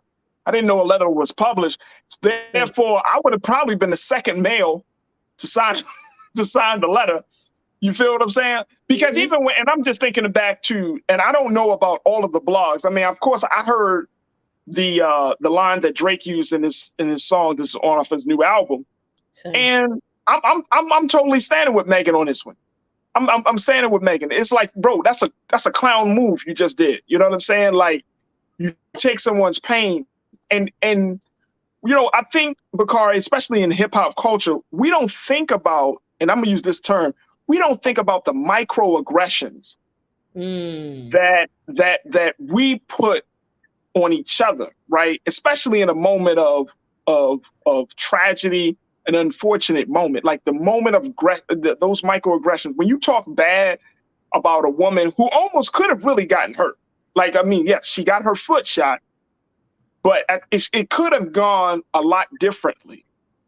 And when you think about the pain of that, because that was obviously a painful moment for her. It was a scary moment for her, but I don't think we don't have that level of empathy in the culture. You know what I'm saying? It's like your life becomes fodder, regardless of whether you have positive moments or negative moments. And I think that there needs to be some change to that. I agree, Faraji. Yeah, it's unfortunate. I think, and I'm not sure who made the comment earlier this week, but someone on social media essentially wrote that, if this were a male rapper that was shot, the way that this incident has been used and referenced and covered would be completely different. It's completely different. So it's unfortunate. And I mean, again, back to the theme of empathy, right? It's not there. It's often not there for Black women. And that we've seen that, again, historically in this country, the sort of denial of the pain of Black women, right? Because we represent such a strong people. It's like, oh, Black women don't feel pain in the same way, right? And this is documented in so many different places, in hospitals, right? Black women rank their pain as one level, and doctors, discount what they say about their pain level, et cetera, et cetera. So unfortunately, it's not surprising given the world that we live in, but I'm glad that these sisters spoke up and represent a level of solidarity. And my hope is that it represents one form of solidarity that I think can continue to grow and build. I mean, especially on the tail end of the midterms, this sort of bridging of culture, specifically hip hop culture, with thought leaders and political leaders and organizers in our country, to be able to see that level of solidarity across the board, to me, bodes well for where we're going from an organizing standpoint and the potential that's there for folks to continue to rally. Black women drive every single thing in this country and in this world. So to me, to show a showing of solidarity, I'm glad. Of course, I would know my brother Faraji is the second Black male to sign. Oh yeah, I would definitely do it. That's a given, So to me, I think it's I don't want to say a step in the right direction, but I think it's something that, for me, it's like, it's encouraging to see. And this is rhetoric, but this is rhetoric amongst a demographic that we know is about that action. So, and speaking of action, and most importantly, this demographic, like I don't know if this could be a moment where we can kind of grow up, have a mature conversation about the treatment of women, a mature conversation about, whether a person, the big thing, of course, is whether she's lying or not, right? Having a mature conversation about the quote unquote, the so-called bro code, you know what I mean? Because of Tory Lanez and Drake and their connection into Toronto and all that stuff. Like, we need to have some different conversations about these elements that are still pervasive in our culture, right? That kind of undergirds this whole situation. And when we can't have these discussions, it manifests itself in a very ugly way like this. I remember when Rick Ross had a line that, he said he put Molly in the joint and then she didn't even know it. Like, well, bro, if she didn't know it and you going Bill Cosby on her, that's rape, bro. Facts. That's rape. You know what I'm saying? Like that's it. Like that's not nothing you should put in a song, bro. You basically intoxicated her where she essentially could not consent. Period. To you performing some sexual act, and she didn't even know, bro. That's not cool. I mean, he got some backlash for that, but it just goes to show that the culture, hip hop music and culture, has to grow up. Like there are certain things that shouldn't be just a punchline, shouldn't be a bar. Yeah, at all. It just be off limits. It just should be off limits as a showing of solidarity with a demographic that, the thing that's interesting for Raji, for me, from a background, from a business standpoint, Black women represent key demographics for so many industries. If you can get Black women, and we're brand loyal, we're loyal in general. So when you get Black women locked into, whatever it is that you are, whatever your product is, your service, whatever, once Black women are locked in, most of these entities recognize that Black women are going to continue to stand with and support you, your entity, your product, whatever it is. So to not see this level of respect to this key demographic, which drives so many different, literally you can identify trends based on the actions and the decisions of Black women in this country. So to see a lack of solidarity amongst the hip hop community, I think it's unfortunate. To me, I feel like seeing this letter, like I said, I feel like this for me is the time and the space for empathy. You know what I mean? It's within, I view it as within the culture, right? So I think, yes, empathy amongst one another. I mentioned it before, but Bell Hooks on Men and Masculinity, that text talks so much about the level of pain that Black men and masculine people have endured, and sort of everything that needs, many of the things that have to be sort of uncovered in order for Black men and masculine people to be able to tap into empathy for themselves and then be able to extend it to others. And I think we are experiencing such a grave disconnect amongst ourselves culturally. I think it is just really hard for people to tap in. And as I said before, right, so folks are in survival mode, which I would imagine that maybe it's character, but maybe it's survival mode. And you're thinking, if Drake made this song, Drake is the hottest rapper, I need to be in alignment with him based on, a financial decision.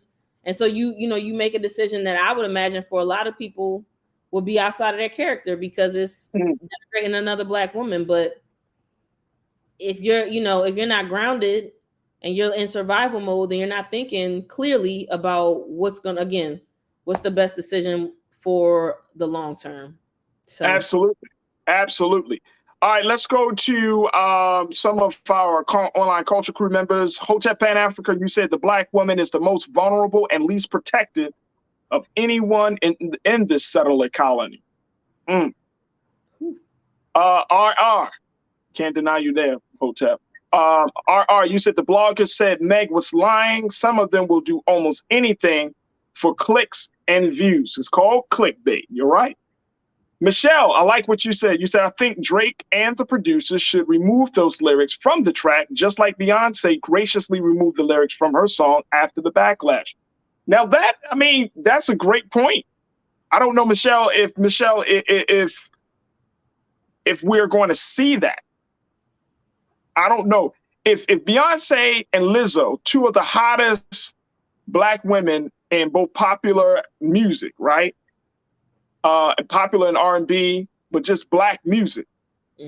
If they're able to go back into the studio, make some adjustments to that records and put them back out because of a small group, and I'm not diminishing, I'm just saying this community is saying, no, that's offensive, then yeah, I think that would be a great idea if Drake were to go back into the studio and you know, to do it. Now, will he do it? No. I don't think he will. I don't think he will. I think disrespecting women is a part of hip hop culture. Whether it's Black women, white. That is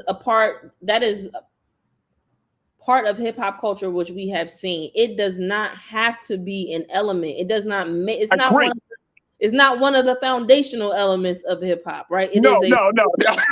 But I know what you meant though. But I will also, I think we're saying that that Drake also sampled R. Kelly on his last album. So it's like we already know that he doesn't love Black women. We know that. So, you know, to me, it's unfortunate. And I think Megan is right. You know, I think Megan Thee Stallion is putting herself in a category where she is able to really kind of, I don't know if we're going to get there lyrically. I'm not a lyricist. I don't want to come at the sister's music, but I think she's putting herself in a category where, you know, she has some bars that she could come up with about these ninjas coming for her clout, you know, coming for her based on, using her name for clout. That's the way that she has phrased it, using her name for clout, you know. And it's not even just the what Drake said. Lil, I want to make sure I get it right. It's not Lil Baby. It's Da Baby. The Baby said something about Megan as well in his recent album, talking about how he slept with her so many times. Like he said it in like, yeah, and I got with Megan too. And then he kind of like throws shade at her boyfriend on the track. And it's like, bro, this so-called masculinity, right? This is toxic, right? And I know I've been hearing that term, toxic masculinity, but it really is toxic. Like no grown ass man is going to get on a music track and then brag about how he been with this one woman. I mean, okay. What are you trying to say? Like, yeah, I got a piece of her before you did, bro. Toxic masculinity culture. We also got to say, just because, shout out to Megan, so we're going to come at anybody that's coming for her. Wasn't the Baby also just selling tickets 2 for 1 to their concert? Bakari, the man can't sell out a damn arena now. Yikes. And this is no joke. Look, they literally did a story and said he can't sell out an arena. Not because, you know what I'm saying? Like the music needs to reflect some level of evolution in your consciousness, right? Like you can't keep beating up on Black women and then expecting Black women to keep supporting you. Nope. It's not. Now I don't understand it. Look. This is the big thing that I don't understand, because this is a bigger conversation. We don't have time today, but I've seen it and I get it. Black women will get into the car, turn on a song that will say all types of madness about their value, their body, degrade them. They going along, they just singing it. Boom, boom, boom, boom, boom, boom, boom, boom, boom. You know what I'm saying? And it's like there's got to be something line drawn. There got to be something said, because it's not working for us. You know what I'm saying? It's not working for it. It does not cultivate a healthy respect for the woman, and it certainly don't cultivate a healthy respect for the man. That's true. It's true. But I mean, the music reflects the times, though, right? Like the music reflects. Right. So that also means, what is it that we have to do culturally to shift the actual scene that song was written in, right? Like I think that becomes a part of the larger conversation. But it also means that, you know, a lot of other cultures that I think are able to create music that doesn't denigrate themselves. And at least I think many of us understand why that's the case in our country. And it's not to excuse it, but I do think that we have to understand exactly what it is that's going on and why producing music like this is by design. We know these are the artists that are being funded. Like we get all of those pieces, but I think that when we get to a space where it is impacting the safety of Black women, right? Because it's all fun and games when somebody is just dancing to a song. It's very different once we sort of cross that line, and now we're you know, someone's physical safety is being threatened. And this is, you know, unfortunately where it looks like it has gone. And I feel like I don't know, to me, for things to get to the point where somebody was actually shot, that's extreme. You know, I know as much gun violence as we talk about in this country, it still is very extreme, you know. So to laugh about it and to joke about it, it's like we wouldn't be joking about any of these school shootings in a song. You know what I mean? Why when it comes to a Black woman are we able to make a one-line jab about it and that's cool and everybody's supposed to keep it moving as if that's, you know, business as usual? It just wouldn't go down. Well, absolutely not. Marcus Jackson, you checked in and said this goes back to the empathy conversation. Black women have been seen as the, quote, mule of society, and thus it's okay to bash them because they can take it. Black women deserve extra empathy. Marcus, I'm right there with you. Tia, you checked in and said, look, after decades of singing songs that call our women hoes, what the hell did we expect? Our boys are being taught to disrespect their own, and frankly, the reverse is sometimes true. It's tough. See, this is very tough. That's the conundrum, right? Like, you don't want to call a woman the B word, but then the women call themselves the baddest B. But then it's like when the women say it, they're like, no, I'm saying it in the. But I'm just saying. Now, look, I get there are layers to this, right, Bakari? I know who I'm talking to. Okay. So there are layers, right? I get it, but I'm just making the point. Yeah. If you were talking to children, like if you were talking to my 9-year-old son, and I teach him, you do not call a girl or a woman the B word. Yes, Dad. But then he hears a girl or woman refer to herself as the B word.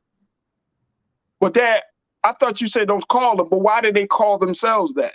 And I'm saying, imagine having a conversation with a 9-year-old boy, Black boy, about something like that. Like, how would you explain that? How would you reconcile? Well, son, technically, they can call themselves.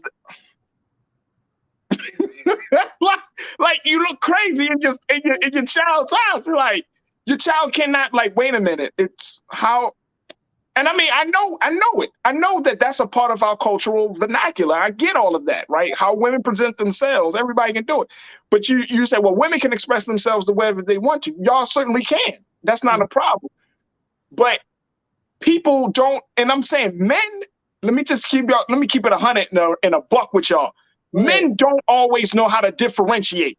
If a dude is constantly feeding on certain messages, he's not going to be able to differentiate between using a term. He's going to assume that regardless of if you work in a corporate job, you work in a classroom, you working on a corner, they all B's. And this is, I mean, again, another conversation about, and I'm not even going to just say men, I'm going to say men and masculine people, about nuance, right? And some of this is also, so much of this is about communication and consent. the possibilities once we introduce consent into the conversation. There's so many different conversations we can have. Can I say that? Am I not allowed to say that? How do you feel when I say that? I shouldn't say that. Like, we have to have an actual conversation. And I think that's, again, bell hooks on Men and Masculinity. If you have opportunity, it's on audiobook. Change your life. But the conversation, again, a lot of, men and masculine folks, it's a struggle. It's a struggle, but I think that we have to start having some of these conversations. The other part of this, and I don't want to necessarily give too much light and space to Tory Lanez, but I also, after, everything that happened with Will Smith and Chris Rock, like, there's enough happening in popular culture that I'm also like, where is the conversation with men? And I would argue masculine folks as well, not to, I think we can go beyond the binary to include masculine people as well. But where are the forms, where are the conversations and dialogues happening about what's beneath all of that, right? Like, that's a lot of pain. That's a lot of trauma. That's a lot of hurt. We're projecting it onto Megan, but we're not going to, there's a lot happening, Faraji, that we could be talking about that is just not being addressed. And I feel like it's beneath the surface. So even I agree, right? The conversation that you got to have with your son around the nuance there, but it's also what would make you want to call a woman that you don't know or are not in relationship with to be in the first place? That's really the conversation. So it's multiple dialogues that we could be having. Oh man, multiple. And many people are checking in on the chat and they're saying we can apply the same principle to the use of the N-word. You know what I'm saying? You could apply the same principle to the use of the N-word, which I agree. I totally agree. I feel the same way. But see, I think the thing that we want to, and this is how I keep the situation, I feel like this is how you keep the situation grounded, Bakari. Would you want your children to call each other that? Would you want your children to call someone else that? Mm-hmm. Would you want your girls, your daughter, your niece, your granddaughter to act like that?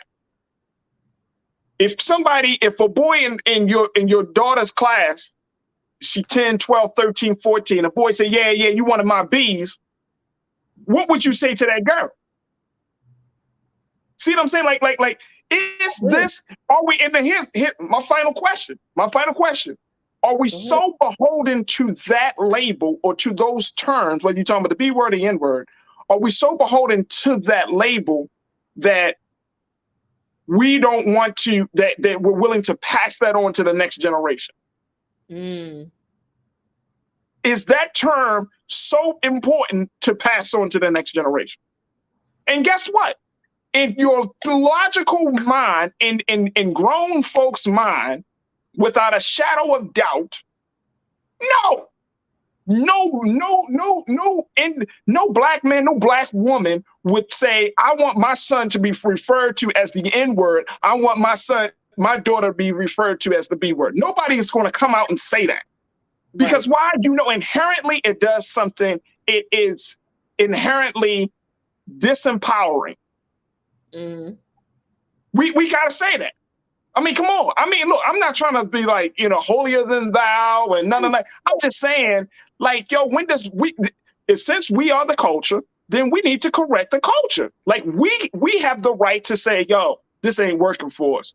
And it's okay. People get those, oh man, this is just part of our culture. Okay, but there are elements in our culture that are fucked up. Like, come on. Like, you don't want to pass on certain things. Like, I don't want to pass on disrespect. I don't want to pass on self-hate to my children.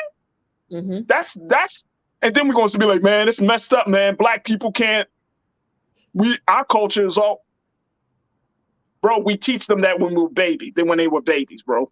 All of it comes back to when they were babies, somebody taught them it was okay. It's okay to call a girl a B word. It's okay to call each other N words. It's okay to disrespect women. Something happened along the way. Come on, man. Let's stop playing. Let's just stop playing. This ain't good. This ain't good. And you can, as an adult that's been around on this earth by the grace of the God for a little time, You can't convince me otherwise that this is good, because it ain't. Yeah. This ain't good. All right. It's so much, Makari, but to your point, so many levels. So many levels. And I know damn sure that none of us would ever go into a space of house of worship. We would never go to the Creator. We would never refer to ourselves as those things. I know damn well we would. Come on, Faraji. Let's keep it real. Let's keep, again, this is not being holier than, I'm just looking at, if there are some elements of our culture that are destructive, then when do we let those things go? Whether it's in hip hop music, whether it's in film and television, whether it's...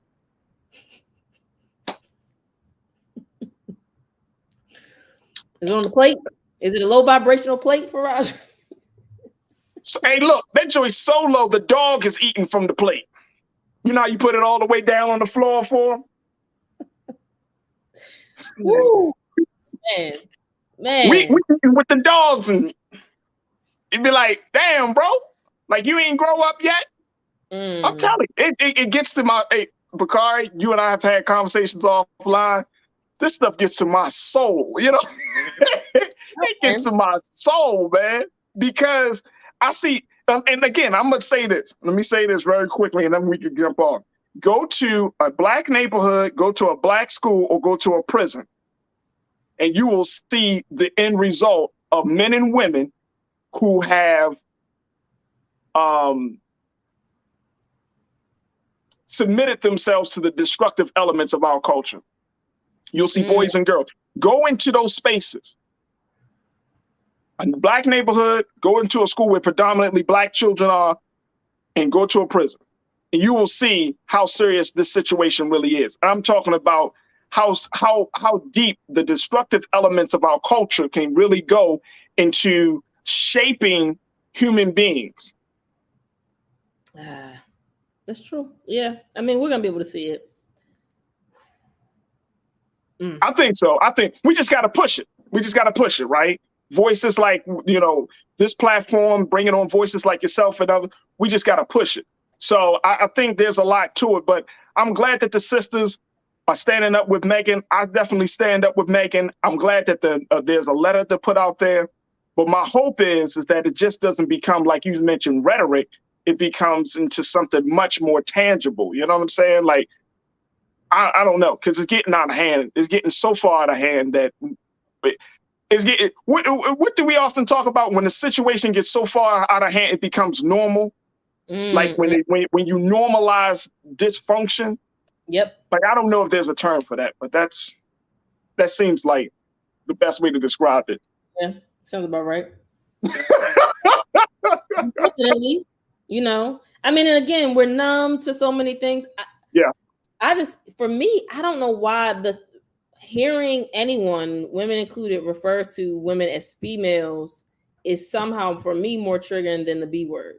Wow. That's a conversation for another day, because I think maybe because I recognize the nuance within a enclosed group, right? However, whatever term or degree level language, like within that internal group decides to, you know, put on that language compared typically to the way that folks use the term female. I've only heard it, right? Like, I've only heard it in this derogatory fashion. I've heard the B word and the N word used in celebratory fashion, right? I do feel like Black people have the ability to manipulate words and language in that way. That, again, another conversation for another day, Faraji.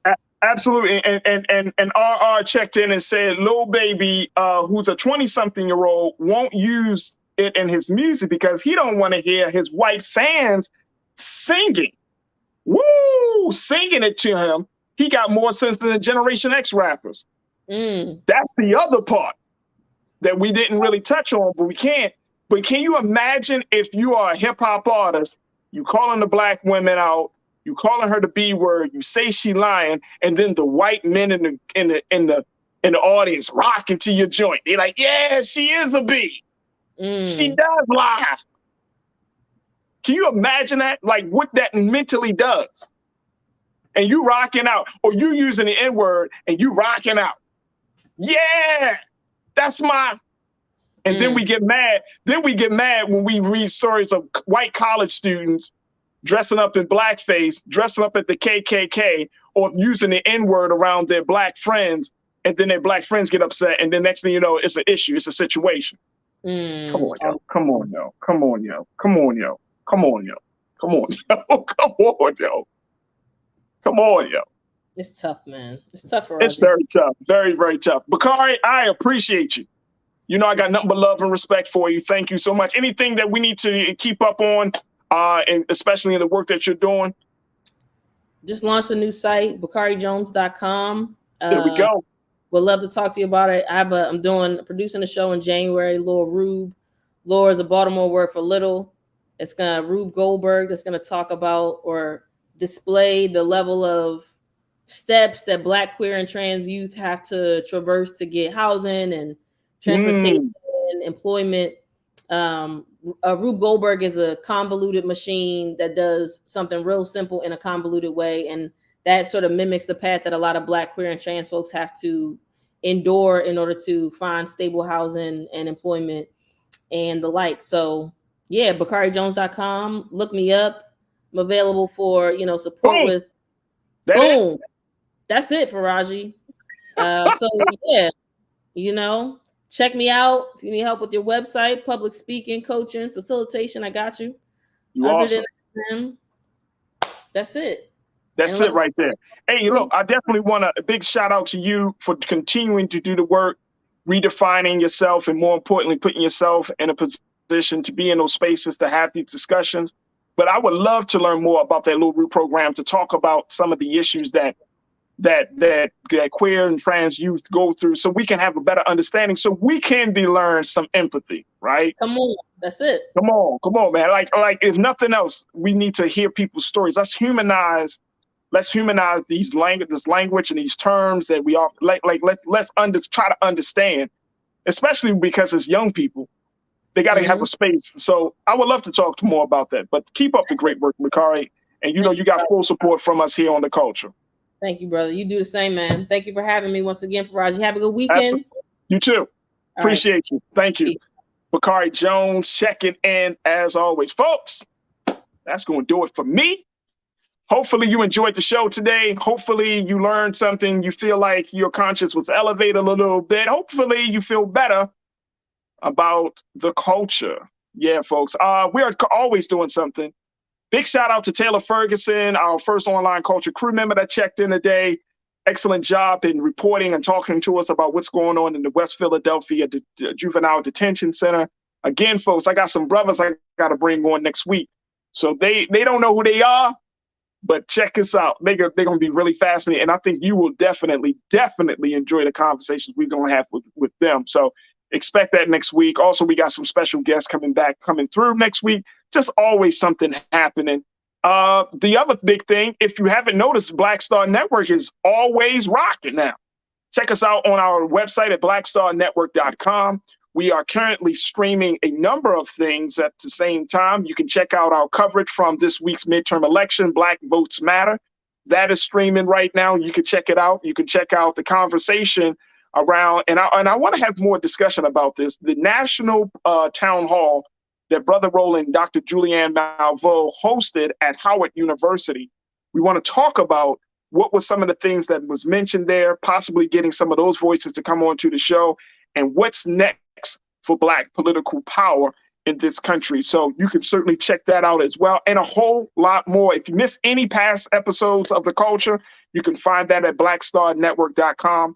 But we are always trying to do our part to keep your voice and, more importantly, the culture going. There it is, folks. They're like, who is that guy? I feel like I'm a different guy at this point. My locks have grown, baby. Grown. So definitely check us out at blackstarnetwork.com. Also, make sure y'all check me out on all social media platforms and follow Black Star Network. You can follow Black Star on IG and Twitter, Black Star Network there on both platforms. For me, you can follow me, The Real Faraji, on IG. You can follow me on Twitter at Faraji. I love to connect with you. Let's continue to build the community of the online culture crew and so much more. Y'all keep me posted on stuff that I need to be worried, need to be looking at and thinking about. So definitely, let's continue to have those conversations.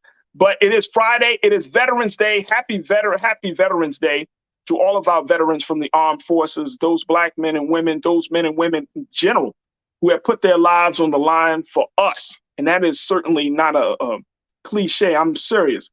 They have sacrificed a lot. And so when they come home, we got to make sure that we take care of our veterans. If you have veterans in your family, just give them a shout out. My dad is a veteran. My sister is a veteran. They have done a lot and have gone through a lot, folks. They have really, really gone through a lot. And so we just keep them in our prayers, because veterans, as much as they have given, they are not always well received, especially here in the States. So we need to make sure that we do our part to support veterans, their health insurance, health care, mental health care, getting them affordable housing. I mean, when you fight for your country, you should not have to struggle for the basic needs of food, clothing, and shelters. You shouldn't be living on no ground or under a bridge, and you fought for this country. This doesn't make sense. So big shout out to all of our veterans. Happy Veterans Day.